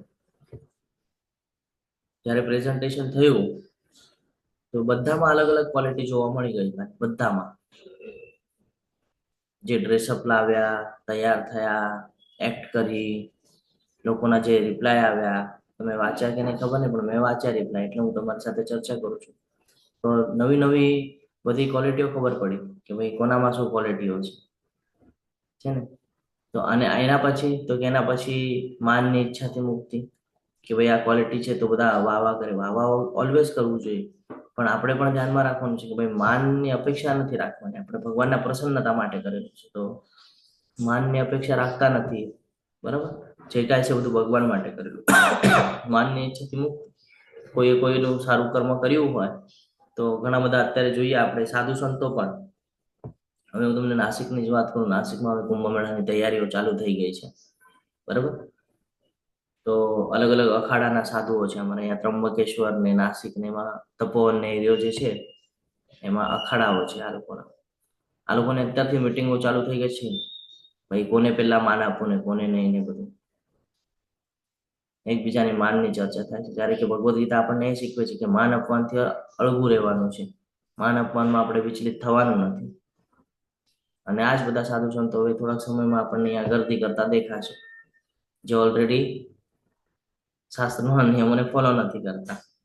તો માનની ઈચ્છાથી મુક્તિ, આ જેટલા પણ ગુણો છે આ બધા ગુણો જીવનમાં ઉતરવા જરૂરી છે. આપણે લગભગ અડધો કલાકથી આ ગુણોની ચર્ચા કરી રહ્યા છીએ. તો આ બધા ગુણો છે જે દૈવી ગુણો છે, દૈવી પ્રકૃતિ વાળા દેવતુલ્ય પુરુષોમાં જોવા મળે છે. અને જેની અંદર આ ગુણો હોય છે એ પોતાનું જીવન સારું કરી શકે છે, અથવા તો પ્રગતિ કરી શકે છે આગળ સારા ઓલામાં. તો અહીંયા ફરીથી આપણને કે છે, આપણે એક સારાંશ તરીકે સમજીએ નિર્ભયતા, તો કે સંન્યાસ આશ્રમ. સંન્યાસી માટેની પ્રથમ લાયકાત, અલગ અલગ માર્ગ આપણને ખબર છે. ગૃહસ્થ છે, વાનપ્રસ્થ છે, સંન્યાસ છે, આવા અલગ અલગ આશ્રમો છે. આ જ આશ્રમો અહીંયા સમજાવવામાં આવેલા છે. આપણે એ સમજવાનો પ્રયત્ન કરીએ કે ભગવાને કીધેલું ચાતુર્વર્ણે મયા સૃષ્ટમ ગુણ કર્મ વિભાગ હશે. તો ભગવાને એને ગુણ અને કર્મ અનુસાર વહેંચણી કરેલી હતી. જે ગુણો અહીંયા આપણને જોવા મળે છે. નિર્ભય કોણ હોય? તો કે જે સંન્યાસી હોય એ. બરાબર, સંન્યાસીનો પહેલી ક્વોલિટી હોય નિર્ભયતા, કે પરમેશ્વરની દયા ઉપર સંપૂર્ણ નિર્ભયતા હોય. સમર્થનની બાંયધરી વિના એકલા રહેવું પડશે. એને ખબર છે કે ભાઈ હું સંન્યાસ લઈ રહ્યો છું તો મારે જંગલમાં જઈને એકલું રહેવાનું છે. તો ત્યાં એની ચિંતા ન હોય મને ખાવાનું કોણ આપશે ને મને રહેવા શું હશે, ઘર હશે કે નહીં, ઝોપડી મળશે કે નહીં, આ બધું ન હોય. પરમાત્મા આત્મસમર્પણ કરેલા આત્માને તમામ રક્ષણ આપશે. એની ખાતરી ગેરંટી છે કે ભાઈ હું ભગવાન માટે જઈ રહ્યો છું ને મારે ચિંતા કરવાની જરૂર નથી.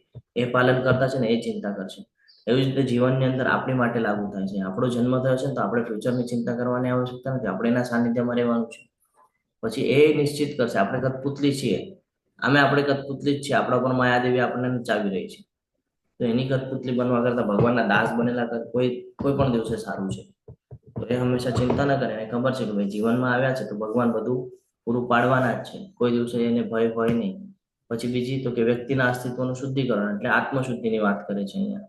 તો નીતિ નિયમોનું કડક રીતે પાલન કરવું જોઈએ. આપણને 4 નિયમો આપ્યા છે, આપણે એમાંથી અમુક નિયમો ફોલો કરીએ છીએ, અમુક નથી કરતા. ખાસ કરીને મહિલાઓ સાથે પ્રતિબંધિત ઘનિષ્ઠ જોડાણ. આ 4 નિયમોમાં 4 રેગ્યુલેટિવ પ્રિન્સિપલમાં એક આવે છે જેને વ્યાભિચાર તરીકે આપણે ઓળખીએ છીએ, જે અત્યારના સમયમાં બહુ ફાસ્ટમાં ચાલુ છે. દાખલા તરીકે ભગવાન ચૈતન્ય મહાપ્રભુ વ્યક્તિગત રીતે ખૂબ કડક હતા અને છોટા હરિદાસને સજા કરવામાં આવેલી હતી. એ જયારે ઓલું અનાજ લેવાની કથા છે, હવે આજે સમયની આપણને પાછી લિમિટેશન છે ને એમાં પણ આજે આપણે લેટ ચાલુ કર્યું છે, તો આપણે કોઈક વાર આ કથા લેવાનો પ્રયત્ન કરશું. તો આ એક કથા છે જ્યારે ચૈતન્ય મહાપ્રભુ છોટા હરિદાસને ભિક્ષા લેવા મોકલાવે છે, તો આ ભિક્ષા લેવા મોકલાવે છે ત્યારે સ્ત્રીને જોઈ જાય છે. એ જે સ્ત્રી જે ભિક્ષા આપે છે એને જોઈ જાય છે, આની ખબર પડે છે એમને. ખબર પડે છે તો એમને શ્રાપ આપી દે છે. શ્રાપ એટલે પનિશમેન્ટ, કે ભાઈ આ તું સંન્યાસી છે અને સંન્યાસી માટે આ યોગ્ય નથી. જે સંન્યાસી હોય એને આવા કઈ વિચારો મનમાં લાવવાના હોતા નથી. એનો માર્ગ હોય ભગવાન માટેનો, એને ભૌતિક જગત સાથે સંકળામણ રાખવાનું નથી. એટલી માટે થઈને એમને સજા આપવામાં આવે છે, પનિશમેન્ટ આપવામાં આવે છે કે સંન્યાસી છે તો સંન્યાસીનું વર્ણન જે છે એ પ્રમાણે આપણે જીવન જીવવું જોઈએ. આપણને બધાને એમ લાગે સંન્યાસી એટલે બધું છોડીને જવાની જરૂર. જ્યારે આ વાત છે ને તો ખબર પડે કે ભાઈ અહીંયા રહીને પણ આ કરી શકાય છે. ફેમિલીની સાથે રહીને પણ આ બધા નિયમો પાળી શકાય છે ને. પછી આગળ છે જ્ઞાનની કેળવણી. સંન્યાસ આશ્રમની અંદર જાય છે, સંન્યાસીની ફરજ છે ખાસ કરીને ગુણાતીત જ્ઞાન કેળવવું અને ગૃહસ્થોને આપવું. કારણ એને બીજું કોઈ કર્મ નથી, એને ભગવાનનું જ કર્મ કરવાનું છે. એને હંમેશા શું કરવું જોઈએ? આ જ જ્ઞાન બધાને પીરસવું જોઈએ. નમ્રતા, બીજાઓ માટે કૃષ્ણ ભાવનાને જાગૃત કરવા માટે ઘરે ઘરે જઈને પ્રાર્થના કરવી જોઈએ. ચૈતન્ય મહાપ્રભુ સંકીર્તન કરતા. ગઈકાલે આપણે એનું એક એક્ઝામ્પલ જોઈ ગયા.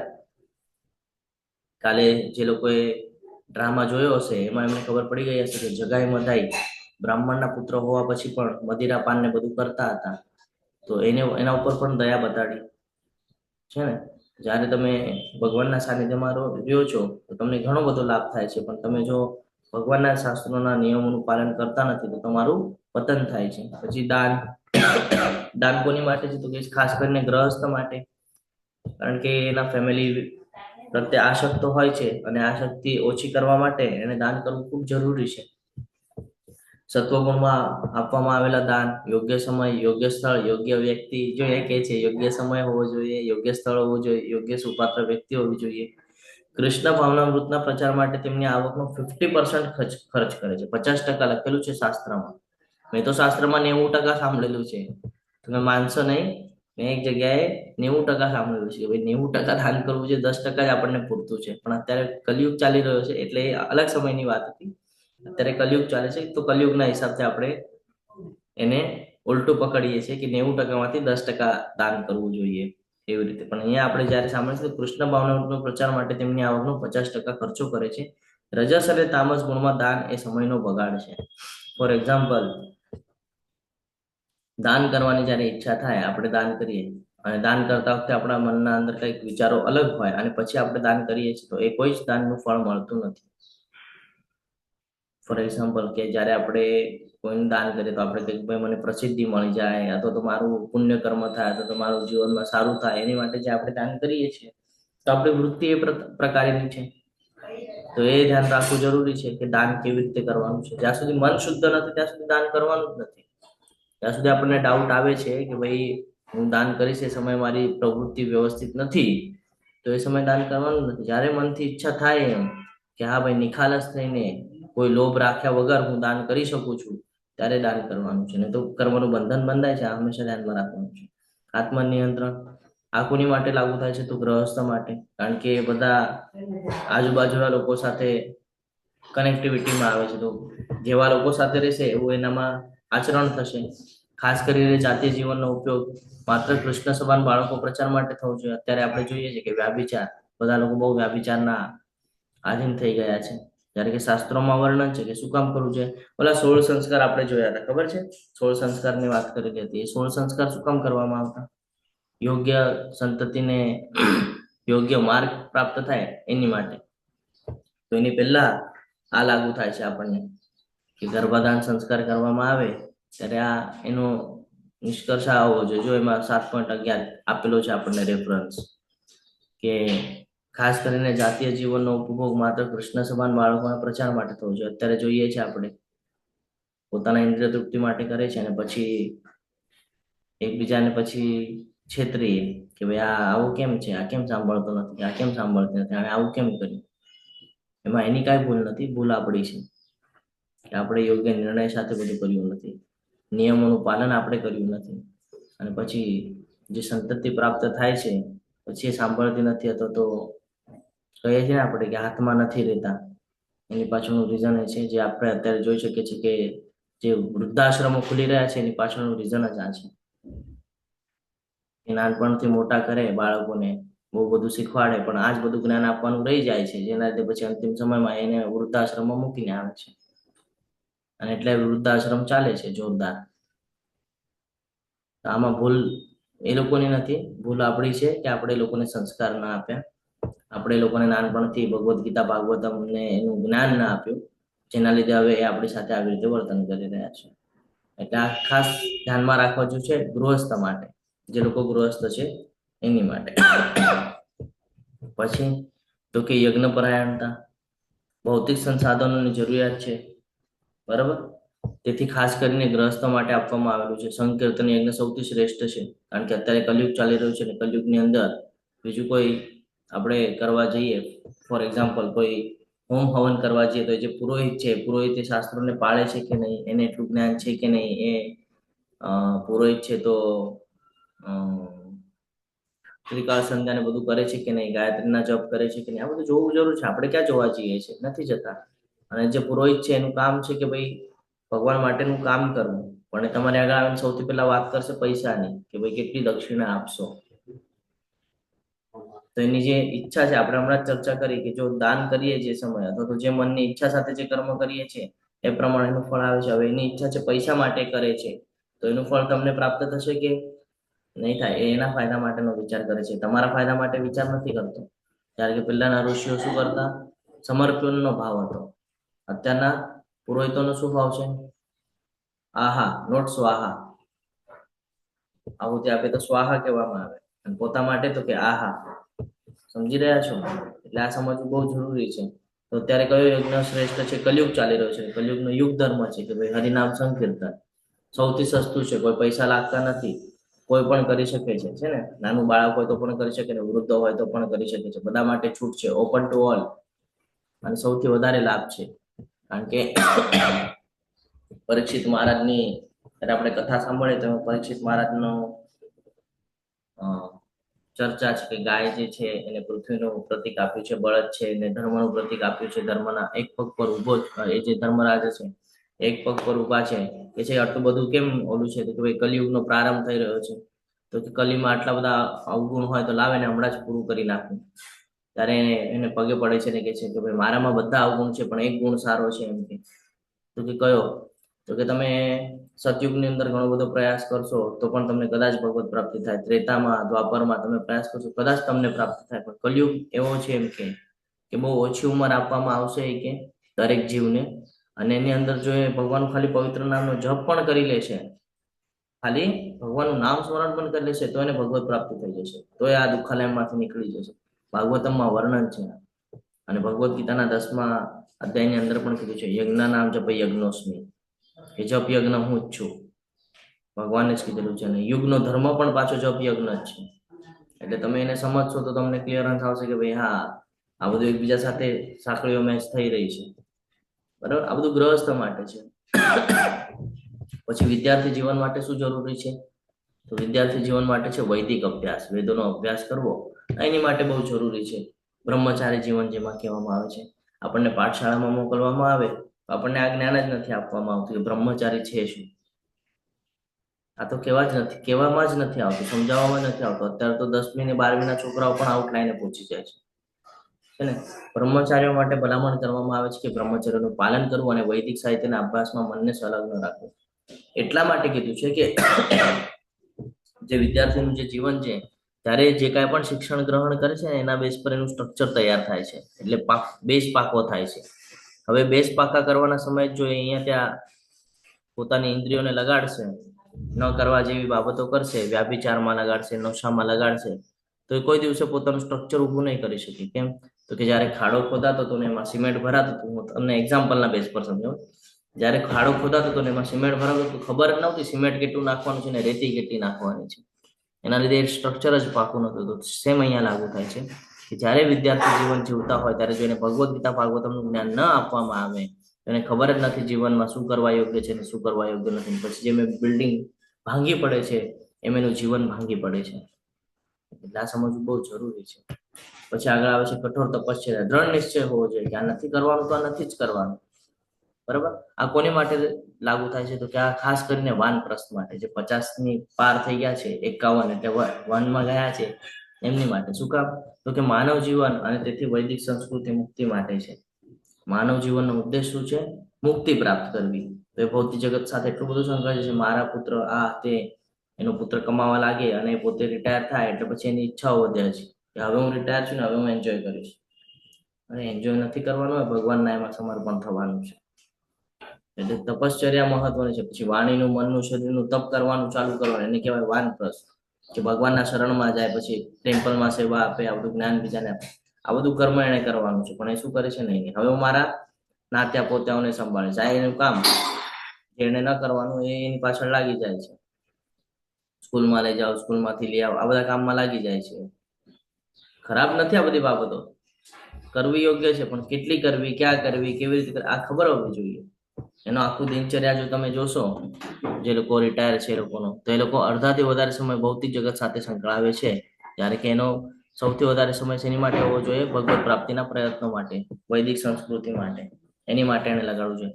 વ્યક્તિએ લગભગ 50 વર્ષની ઉંમરના ઘરગથ્થુ જીવન પછી નિવૃત્ત થવું આવશ્યક છે. એટલા માટે જ કીધું છે, કારણ કે કઠોર શરીર, મન અને જીભથી હોઈ શકે છે. કઠોરતા શેમાં આવે છે? તો શરીરમાં આવે છે, મનમાં આવે છે અને જીભમાં આવે છે. દંભી મહાદેવ કહે છે કે જીવનમાં કઠોરતાની જરૂર નથી અને કોઈ અનુમાન લગાવી શકે છે. આવા દર્શન ઘણા અનુયાયીઓ આકર્ષે છે. અમુક સમય પછી બધું જતું કરવું જરૂરી છે. તમે બધું જ કહેશો, આ પણ મારું, ઓલું પણ મારું, બધું મારું, બધું મારું. મારું અહીંયા કઈ જ નથી. અમુક સમય પછી બધું જતું કરવાનું હોય. જ્યારે રિટાયર થઈ જાય ત્યારે પછી છોડી દેવાનું હોય બાળકો પર, કે તમે તમારા હિસાબથી હવે કરો આગળ. જો એવી રીતે તમે આદત નહીં નાખો તો શું થશે? તો તમારા ઉપર ડિપેન્ડ રહેશે. અને પછી તમે જ્યારે એના મન જેવું નહીં કરો તો કહેશે ભાઈ તમે અમારી માટે કાંઈ નથી કર્યું. આવું ઘણા લોકો સાંભળતા હોય છે, સાંભળવા મળે છે. એની પાછળનું રીઝન જ આ છે કે તમે એ લોકોને જવાબદારીઓ સોંપી નથી. આ બધું શીખવાડવું જોઈએ અને જવાબદારીઓ નાખતા પણ આવડવું જોઈએ. સરળતા, સાદાઈતા, આર્જવમ એટલે તમામ સરળ અને બધા માટે લાગુ થાય છે. આ ચારે ચાર માટે, બ્રહ્મચારી હોય, ગ્રસ્ત હોય, વાનપ્રસ્થ હોય, સંન્યાસી હોય, બધા માટે લાગુ થાય છે. સરળ અને સીધું. અહિંસા પણ બધા માટે લાગુ થાય છે. અહિંસાનો અર્થ થાય છે કોઈ પણ જીવાત્માના પ્રગતિશીલ જીવનની તપાસ ન કરવી. ગુણવત્તામાં આગળ વધીએ તો સત્યતા, ક્રોધથી મુક્તિ, ત્યાગ, શાંતિ, ખામી શોધવા પ્રત્યે અણગમો, આ બધું તમામ લોકો માટે લાગુ થાય છે. કે કેટલાક વ્યક્તિગત હિતો માટે સત્યને વિકૃત ન કરો. આપણે શું કરીએ છીએ કે ક્યાંય અસત્ય ચાલતું હોય, ક્યાંય ખોટી બાબતો શીખવાડવામાં આવતી હોય તો આપણે ત્યાં ઉપસ્થિત હોય છે. જ્યારે કે આપણને ખબર છે, આપણું મન પણ કહે છે કે ભાઈ આ ખોટું થઈ રહ્યું છે, તો પણ આપણે ત્યાં સાંભળ્યા કરીએ છીએ, એક્સેપ્ટ કરતા જઈએ છીએ. નહીં, વિરોધ કરી દેવાનો છે તરત કે નહીં ભાઈ મારાથી નહીં થાય. તને તારાથી થતું હોય તો કર, મારે કોઈ ઇન્ટરેસ્ટ નથી, મને કોઈ ઈચ્છા નથી કર્મના બંધનમાં બંધાવવું. બરોબર. ખાસ કરીને વૈદિક સૂચનાઓ, દાખલા તરીકે ભગવદ્ ગીતા ભાષ્યનો ખોટો અર્થઘટન કરવું. ઘણા લોકો છે જે ભગવદ્ ગીતામાં કીધું છે એનો ઉલટો અર્થ લઈને ઉલટું સમજાવવાનો પ્રયત્ન કરે છે. તો એ ખોટું સમજાય ત્યારે તમે સમજાવી ક્યારે શકો? તમે કોઈને અટકાવી ક્યારે શકો? જ્યારે તમને એનું પ્રોપર જ્ઞાન હોય, જ્યારે તમે સમજેલા હોય.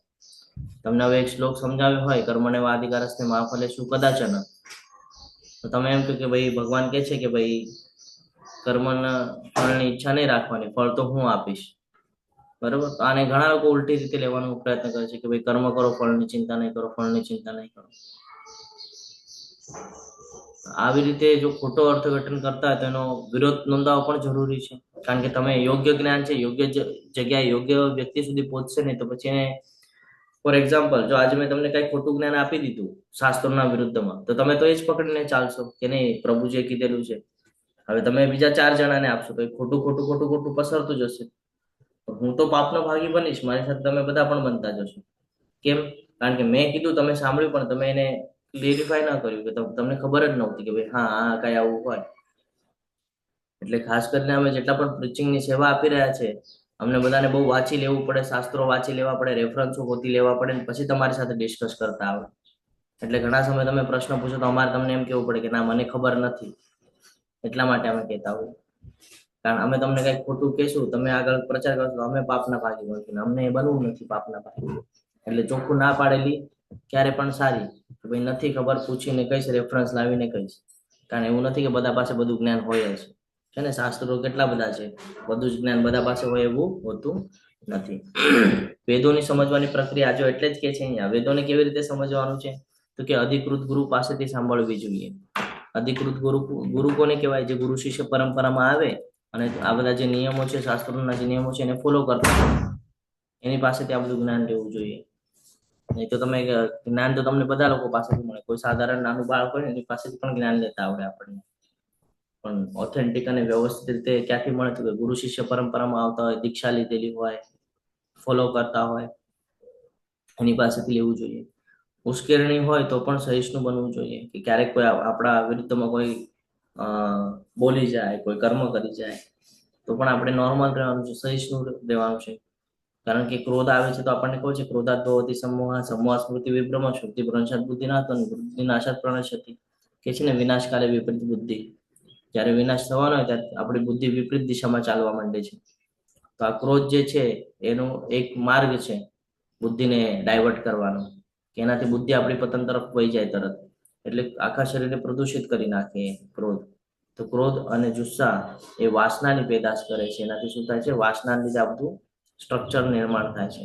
આગળ વધીએ તો વસ્તુઓનો યોગ્ય રીતે ઉપયોગ કરવો એટલે કે કૃષ્ણની સેવામાં ઉપયોગ કરવો. આપણે હમણાં ચર્ચા કરી ગયા કે સવારના ઉઠવાથી લઈને રાતના સુવા સુધી જે કાંઈ પણ કર્મ કરીએ છીએ, જો એમાં કૃષ્ણને સેન્ટરમાં મૂકી દઈએ તો કોઈ દિવસે બંધન લાગતા નથી, કોઈ પણ બાબત હોય. પછી વિક્ષેપજનક લાગણીઓથી પ્રભાવિત ન થાય, શાંતિપૂર્ણ સમતુલ્ય, હંમેશા કોઈ પાસેથી કોઈની અપેક્ષા નથી રાખવાની, જે મળે એમાં સમાધાન લેવાનું છે, શાંતિપૂર્ણ જીવન જીવવાનું છે. કે ભાઈ કરોડો લોકોની સાથે પણ બહુ આમ સંકળાયેલા ન હોય લોકો, કારણ એ લોકોને ખબર છે કે હું કરોડો લોકો પણ સાથે સંકળાઈશ ને તો રહેવાનું મારે એકલું જ છે. તમે સંન્યાસીઓને જોતા હશો, સંન્યાસીઓની આજુબાજુ કેટલાય લોકો ફરતા હોય, પણ એને ખબર છે કે ભાઈ આ બધા ટેમ્પરરી છે, મારે ખાલી આ લોકોને જ્ઞાન અર્જિત કરાવવાનું છે, જેનાથી આ ભગવદ્ ગીતા ભાગવતમનો પ્રચાર કરી શકે, બાકી મારે રહેવાનું તો એકલું જ છે.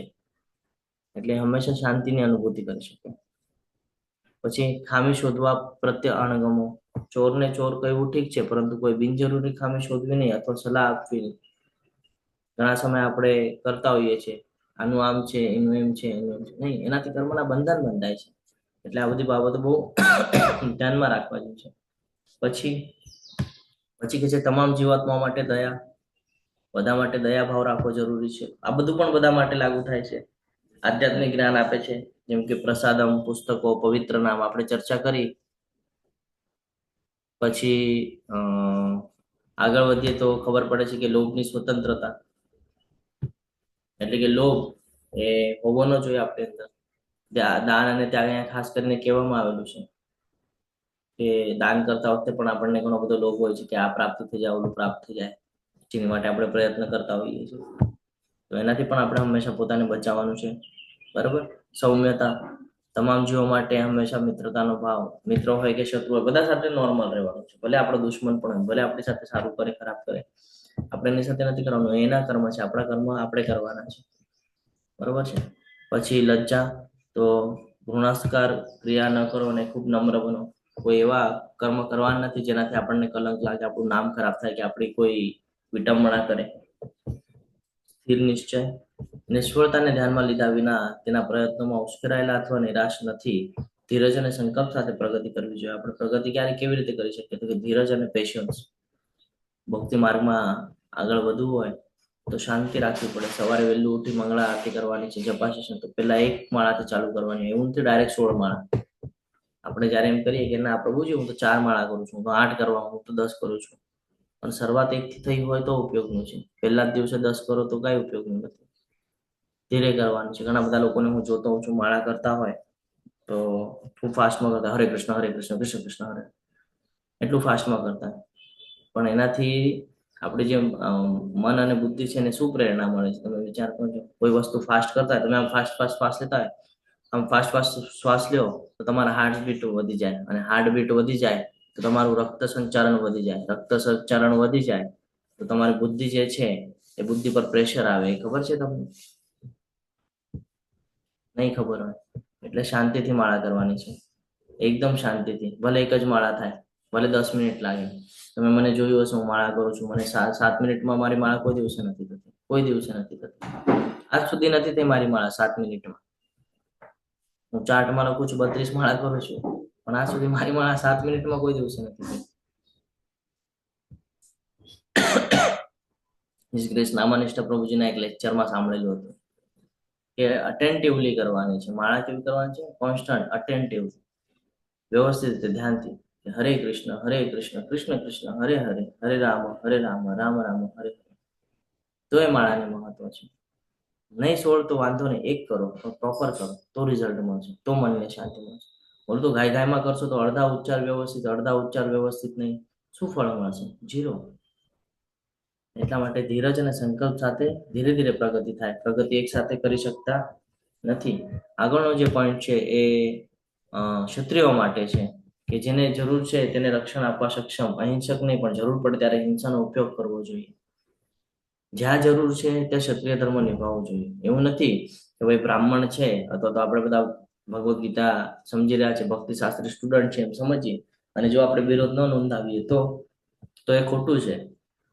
હું તમારી સાથે એક નાનો પ્રસંગ શેર કરું કે આપણા ગુરુ મહારાજ હિઝ હોલીનેસ જય પતાકા ગુરુ મહારાજ જ્યારે માયાપુરનું ટેમ્પલ બની રહ્યું હતું, તો તમને બધાને ખબર હશે કે માયાપુર જે છે અથવા તો એ જે પરિસર છે આખો આજુબાજુથી મુસ્લિમ સમાજનો એરિયો છે અને સેન્ટરની અંદર આપણું એ ટેમ્પલ બનાવવામાં આવેલું છે.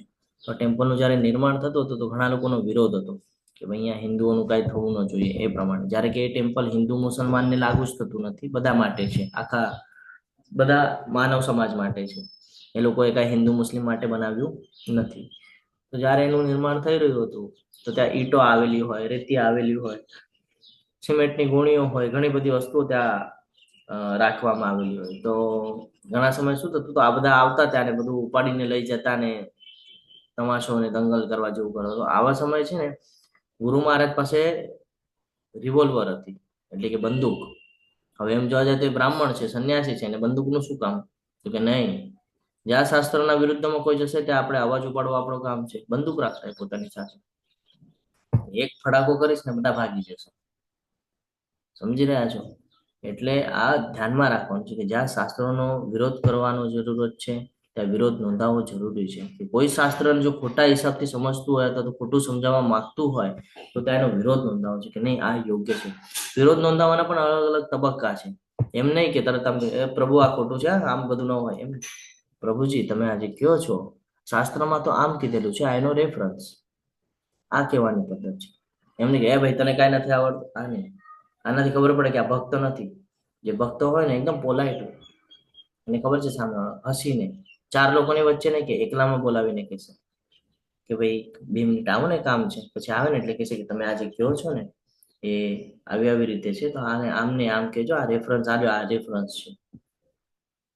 અને જે લોકો આમ 4 લોકોની વચ્ચે એ ભાઈ તને કાંઈ આવડતું નથી, ભાઈ તું ખોટું કે છે શાસ્ત્રમાં, આવા ઘણા વિડીયો જોયા છે, મેં ઘણા આવા. તો એનો અર્થ એ કે ભાઈ એ કાંઈ ફોલો કરતા નથી, એ તરત સમજાય જાય શાસ્ત્રોને. બરાબર છે? તો જ્યાં જરૂર પડે ત્યાં વિરોધ નોંધાવવો જરૂરી છે. બીજાના નાના ગુનાઓને માફ કરો. ઘણા બધા એ નાના નાના એવા તમારી સાથે કર્મ કર્યા હશે જેનાથી તમને દુઃખ થયું હશે, ત્રાસ થયો હશે, તકલીફ હશે, એને માફ કરતું જવાનું છે. જ્યારે કોઈ તેના દુશ્મનોને કાબુ રાખવામાં સક્ષમ હોય છે ત્યારે તે અચૂક પરિસ્થિતિમાં માફી આપી શકે છે. એને ખબર છે કે એકવાર મને ઠોકર વાગી ને, હવે હું બીજી વાર એની સાથે બહુ સાવચેતીથી રહીશ કે એને મારી સાથે આવું કર્યું છે. માફ કરી દેવાનું છે. સામેવાળો પણ વિચારમાં આવશે કે એને મને માફ કરી દીધું.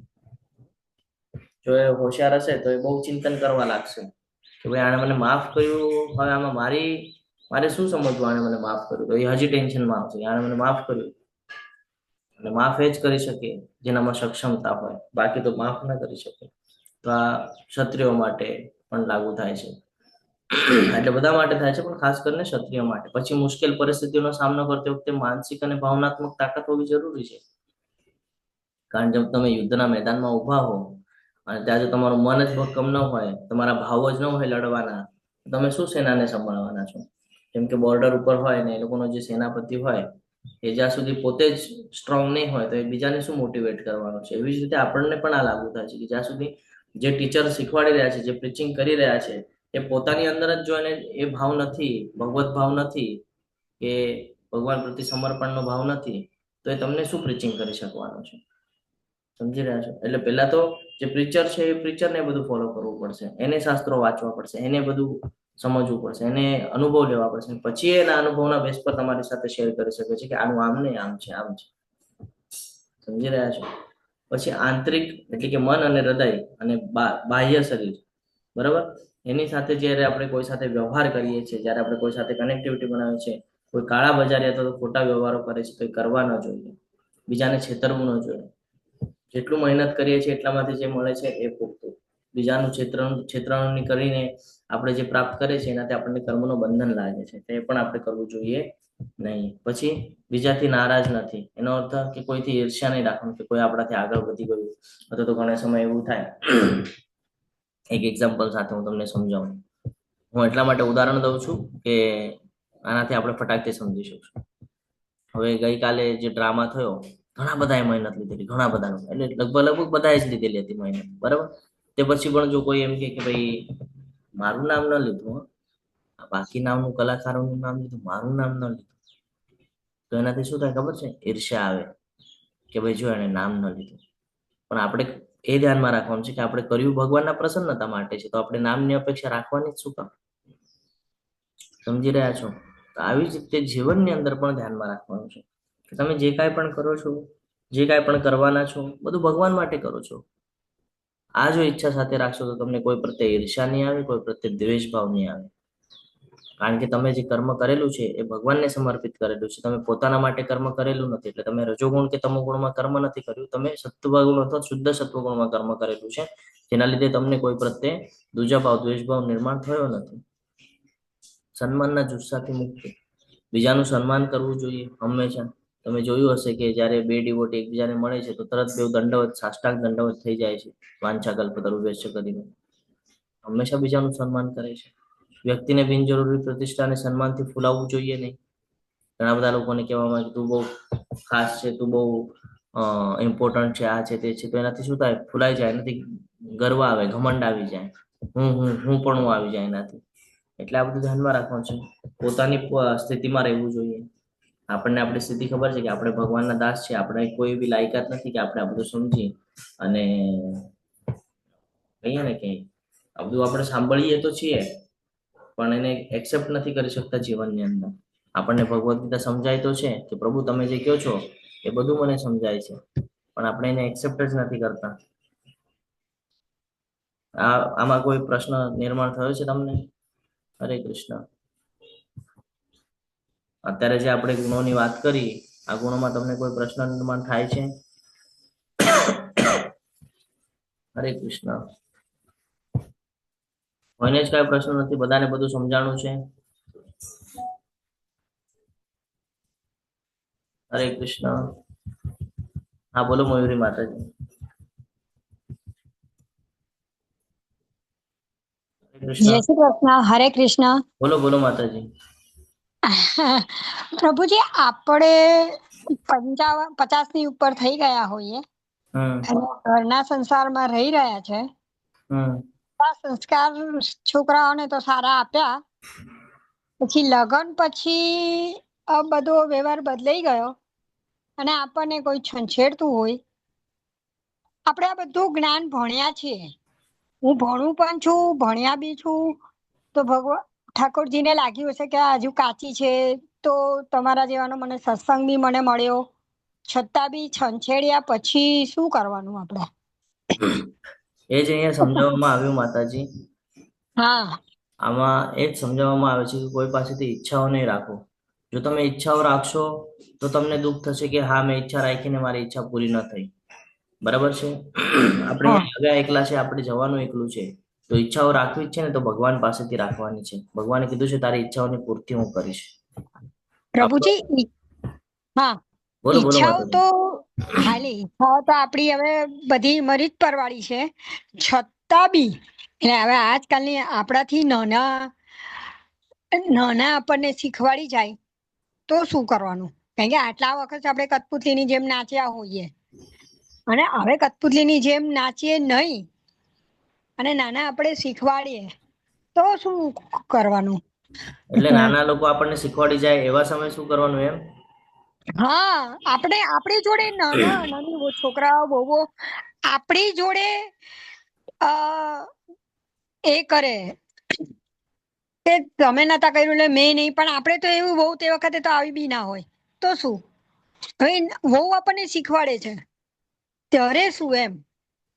તો માતાજી એમાં ધ્યાન એ રાખવું પડશે કે એમાં જો કૃષ્ણ હોય તો એ આ શીખવાના લાયક છે, બાકી કૃષ્ણ નથી એમાં તો એ શીખવાને લાયક નથી, ભૌતિક જગતનું છે.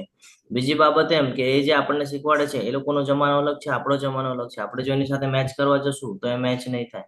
હા ત્રીજી બાબત એ કે આપણે ભગવદ્ ગીતાના સ્ટુડન્ટ છીએ, આપણને હા ખબર છે ક્યાં અટકવું, ક્યાં અટકવું ને ક્યાં છટકવું, એ લોકોને ખબર નથી.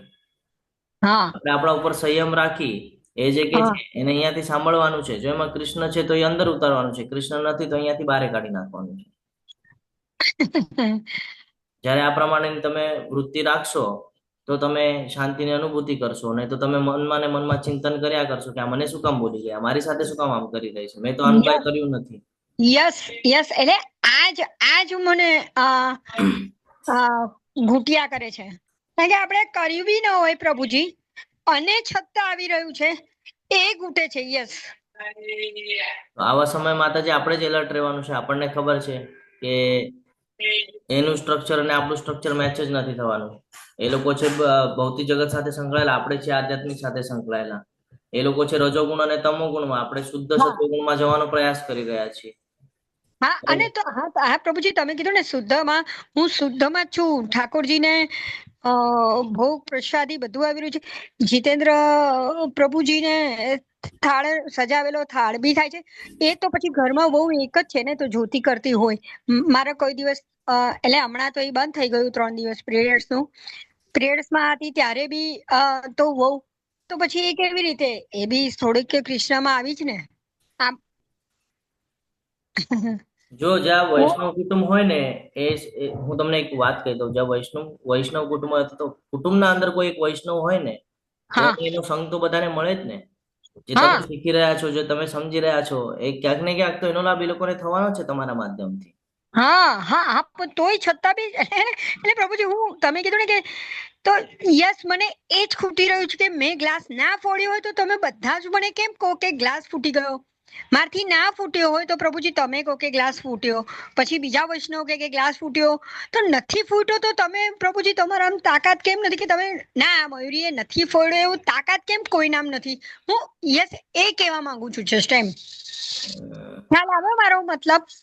યસ માતાજી, આ બધાની માનસિકતા ઉપર ડિપેન્ડ કરે છે. આમાં સમજદાર આપણે છીએ, તો આમાં આપણે ધ્યાનમાં રાખવાનું છે કે ભગવાનને ખબર છે ને, છેવટે આ છે તો શરીરની જ વાત ને, ક્યાં આત્માની વાત આવી. એ જે કોઈ પણ કાંઈ પણ બોલી રહ્યા છે એ બોલી તો શરીરને રહ્યા છે ને, આપણે મનને લગાડવાની કોઈ આવશ્યકતા જ નથી. ત્યારે કે આપણને ખબર છે કે ભાઈ આપણે એના ખાલી નામના રિલેશન છે. એક સમય આવશે જયારે આપણે આ દેહનો ત્યાગ કરી દઈશું, તો એ પછી તો એની સાથે રિલેશનનું કાંઈ છે જ નહીં. તો અત્યારે એને જે બોલવું હોય બોલવા દો, કર્મના બંધનમાં એ બંધાય છે. અહીંયા એ જ સમજાવી રહ્યા છે કે ઈર્ષ્યાની ભાવ, બીજાથી નારાજ થાય. જો અહીંયાથી બતાડ્યું છે, જો 25 નંબરનો પોઈન્ટ જુઓ, ઈર્ષ્યાનો ભાવ તો એને રાખ્યો છે, તમે તો રાખ્યો નથી, તમે ભક્ત છો, એનો કર્મના બંધન એને લાગશે, એને ભવિષ્યમાં ભોગ ભોગવવા પડશે. હવે ભોગ એવું હોય કે ક્યારેક આપણે આંખોની સામે જોઈ શકીએ ને, ક્યારેક એવું હોય આપણે ગયા પછી એ ભોગ એ લોકો ભોગવી રહ્યા હોય છે. એવી સિચ્યુએશન થાય છે નિર્માણ. ભોગ તો બધાને ભોગવવા પડશે કર્મના. આજે હું તમને છેતરી જઈશ તો કાલ સવારે મને છેતરાય, હું પોતે છેતરાઈ જઈશ. પ્રભુજી, મને એ બી છે, આવું બધું મેં શીખ્યું, મને ખબર છે. એટલે મને પછી પાછું એવું થાય કે મારા પછી એ લોકોને ના ભોગવવું પડે ને, એટલે હું અત્યારથી, એટલે એ બી પાછું મારું દુઃખ છે કે હું અત્યારથી તો મારા કયા પછી એમને ભોગવવું ના પડે, એટલે આપણે કરતા હોઈએ તો બી નથી સમજતા. એટલે મારે તે વખતે આવે છે ને કંટ્રોલ કે એટલે મને કોઈ કે ગ્લાસ ફૂટ્યો તો એ સામે રિએક્ટ આવી જવાય છે મારાથી. મેં કીધું નથી ફૂટ્યું તો તમે ખોટું કેમ બોલો છો? માતાજી, આપણે પોતાના મન ઉપર કંટ્રોલ રાખવો પડશે. આ બસ બાબત આ 22મો અને 23મો ગુણ છે ને, ક્ષમા અને ધૈર્ય, એ આપણે જોઈશે. માતાજી, હું આ 15 વર્ષથી હું પુષ્ટિ માર્ગમાં, એટલે હું તો મહાપ્રભુજીની એ છું, સેવા કરે છે. માતાજી, સ્થિત પ્રજ્ઞ રહેવાનું. સ્થિત પ્રજ્ઞ રહેવાનું, કઈ માન અપમાન થી પર રહેવાનું, ગમે ઈ કે તો. અને બીજું આપણે નાના પાસેથી શીખીએ તો આપણા પ્રભુજી બી નાના જ છે ને, આપણને શીખાવે છે, એ આપણાથી નાના જ છે, કેટલું સરસ શીખવે છે. તો એમ માનવાનું કે ઈ બી કઈક શીખવે છે. શશી માતાજી જવાબ આપો. શશી માતાજી સાચો જવાબ સરસ આપશે. સાંભળતા નથી મને લાગે શશી માતાજી. હરે કૃષ્ણ. હરે કૃષ્ણ પ્રભુ. ક્યારની ચર્ચા સાંભળું છું. તમે જવાબ આપો માતાજી. હરે કૃષ્ણ. એટલે પ્રશ્ન કેટલો લાંબો છે આ બધો. ક્યારની ચર્ચા થાય છે હું સાંભળું છું. હા માતાજી.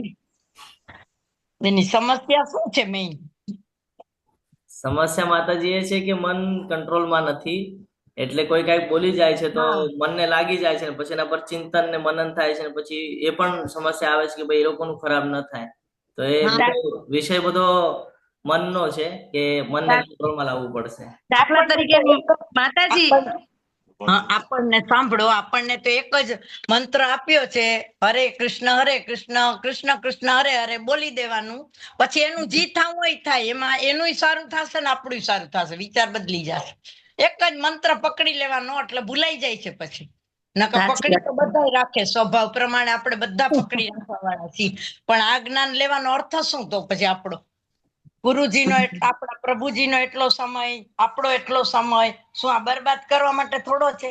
આજ ઉપદેશ લેવાનો છે આપણે કે ભાઈ બધું જતું કરવાનું, હત્યા કરે કુદરતની ઈચ્છા, અને જેમ એના વિશે વિચારવાનું નહીં કે આનું શું થશે ને ઓનું શું થાય. તો એ બધી નિંદ્રા છે. જો હમણાં આવ્યું ને કે એનાથી દૂર, નિંદાથી દૂર રહેવાનું, તો ઈ જ આવ્યું ને, છિંદ્રા વેસણ આવ્યું ને શબ્દ. હરે કૃષ્ણ. હરી બોલ. સાચી વાત છે માતાજી. એવું ને એ બી અઘરું છે. માતાજી તમારો જે વિષય છે ને, પાણી પી લેવાનું અને મુઠ્ઠી વાળી દેવાની ને પછી હરે કૃષ્ણ કૃષ્ણ કૃષ્ણ. હું તમને એની પાછળનું રીઝન કહું. બધા ક્લાસ જોઈન્ટ કરવાના, ટાઈમ મળે એટલે બધા ક્લાસ મયુરી માતાજી મળે. હરે કૃષ્ણ. મયુરી માતાજી એની માટે સેશન આપણે છે ને ભક્તિ વૃક્ષામાં લેવા લગાડજો. સ્પેશિયલ સેશન લેવાશે કે મનને કેવી રીતે કંટ્રોલ કરવાનું, કોઈ બોલી જાય ને તો એને કેવી રિએક્શન શું આપવાનું એ માટેનું સ્પેશિયલ સેશન લેવા લગાડજો ભક્તિ વૃક્ષાની અંદર. 1 કલાક 1.5 કલાક લેશે તમારો એ ટીચર, પણ 1.5 કલાકની અંદર તમને બધું ક્લિયરન્સ આવી જશે કે શું કરવા યોગ્ય, શું કરવા યોગ્ય નથી. તમે જ લેજો પ્રભુજી. માતાજી મારી તો ઈચ્છા છે, પણ જે ટીચર ને છે ને એ લોકો કોન્ટેક્ટમાં નથી આવી રહ્યા, એ લોકો સાથે કોન્ટેક્ટ નથી થઈ રહ્યો. મેસેજ નાખેલા છે, રિપ્લાય આપે એટલે હું પછી એમની સાથે વાત કરી ને ક્લિયર કરું. અને પ્રભુજી સાથે પણ વાત કરી. ક્લાસ હવે ક્યારે છે પ્રભુજી? ભક્તિ વૃક્ષાનો સોમવાર. ભક્તિ વૃક્ષાનો ક્લાસ નેક્સ્ટ ક્યારે છે? સોમવાર અને ગુરુવાર હોય છે. સોમવારે ગુરુવારે પ્રભુજી બપોરે, સોમવારે બપોરે હોય છે. મારા પ્રભુજીમાં જોઈન્ટ થયું છે, આનંદ સાગર પ્રભુજીમાં. હજી નથી લેતા ને પ્રભુજી? માતાજી હજી હું લઈશ તો હું તમને કહીશ, ચોક્કસ કહીશ તમને. હા તો તમે લો તો મને જણાવજો પ્રભુજી. યસ માતાજી, યસ. તમે લ્યો તો મેસેજ કરજો, એમાં જોઈન્ટ થવું છે. બધા સરસ જ હોય છે, તમે ગમે એમાં જોઈન્ટ થઈ જાજો, બધા સરસ હોય છે. પણ તમને છે ને આનંદ પ્રભુજી નો આપણને જરાક લગાવ વધારે થઈ ગયો છે, કારણ કે આપણે આખા સાંભળીને પ્રશ્ન સોલ્વ થાય એટલે. બાકી બધાનું સરસ જોઈન્ટ થાજો. પણ આનંદ સાગર પ્રભુજી નું વધારે સમજમાં આવી જાય છે, અને આપણી પ્રાર્થના સાંભળશે, ઈચ્છા પૂરી કરશે ભગવાન. હું એમ કેતો હતો કે સમય થઈ ગયો છે તો આપણે અહીંયા સ્ટોપ કરીએ છીએ. ઘણું બધું બાકી છે. એકચ્યુઅલી આપણે પહેલા શ્લોકની અંદર છીએ, હજી તો ઘણા બધા શ્લોક બાકી છે. તો આવતીકાલે આપણે સમય પર જોઈન્ટ થશું. તો હું અહીંયા વિરામ લેવાનો વિચાર કરું છું. તમારું શું કેવું છે એના પર? હરે કૃષ્ણ. હરે કૃષ્ણ. જય શ્રી કૃષ્ણ. પ્રભુજી હરે કૃષ્ણ. મારું કહેવું છે કે કાલે છે ને તમે પ્રશ્ન છેલ્લે લેજો અને વધારે કેજો, એટલે અમને શું છે કે લિંક ન તૂટી જાય. સાંભળતા હોય તો વચ્ચે વચ્ચે થાય છે ને, એના કરતા પ્રશ્નો પછી છેલ્લે લેજો તો અમને બધા આપણે પૂરો થઈ જાય કોર્સ. ઓકે, સાચી વાત માતાજીની. આપણે અહીંયા વિરામ લઈએ છીએ. તમે બધા ખૂબ શાંતિપૂર્વક સાંભળ્યું એટલે તમારો બધા હું ખૂબ આભાર વ્યક્ત કરું છું. વાંછા કલ્પતરુભ્યશ્ચ કૃપા સિંધુભ્યૈવ ચ પતિતાનાં પાવનેભ્યો વૈષ્ણવેભ્યો નમો નમઃ. અનંત કોટિ વૈષ્ણવ વૃંદ કી જય. ભગવદ ગીતા કી જય. શ્રી પ્રભુપાદ કી જય. સદગુરુદેવ કી જય. હરે કૃષ્ણ હરે કૃષ્ણ કૃષ્ણ કૃષ્ણ હરે હરે હરે રામ રામ રામ હરે હરે. હરે હરે કૃષ્ણ. કૃષ્ણ. સર્વજ્ઞ પ્રણામ.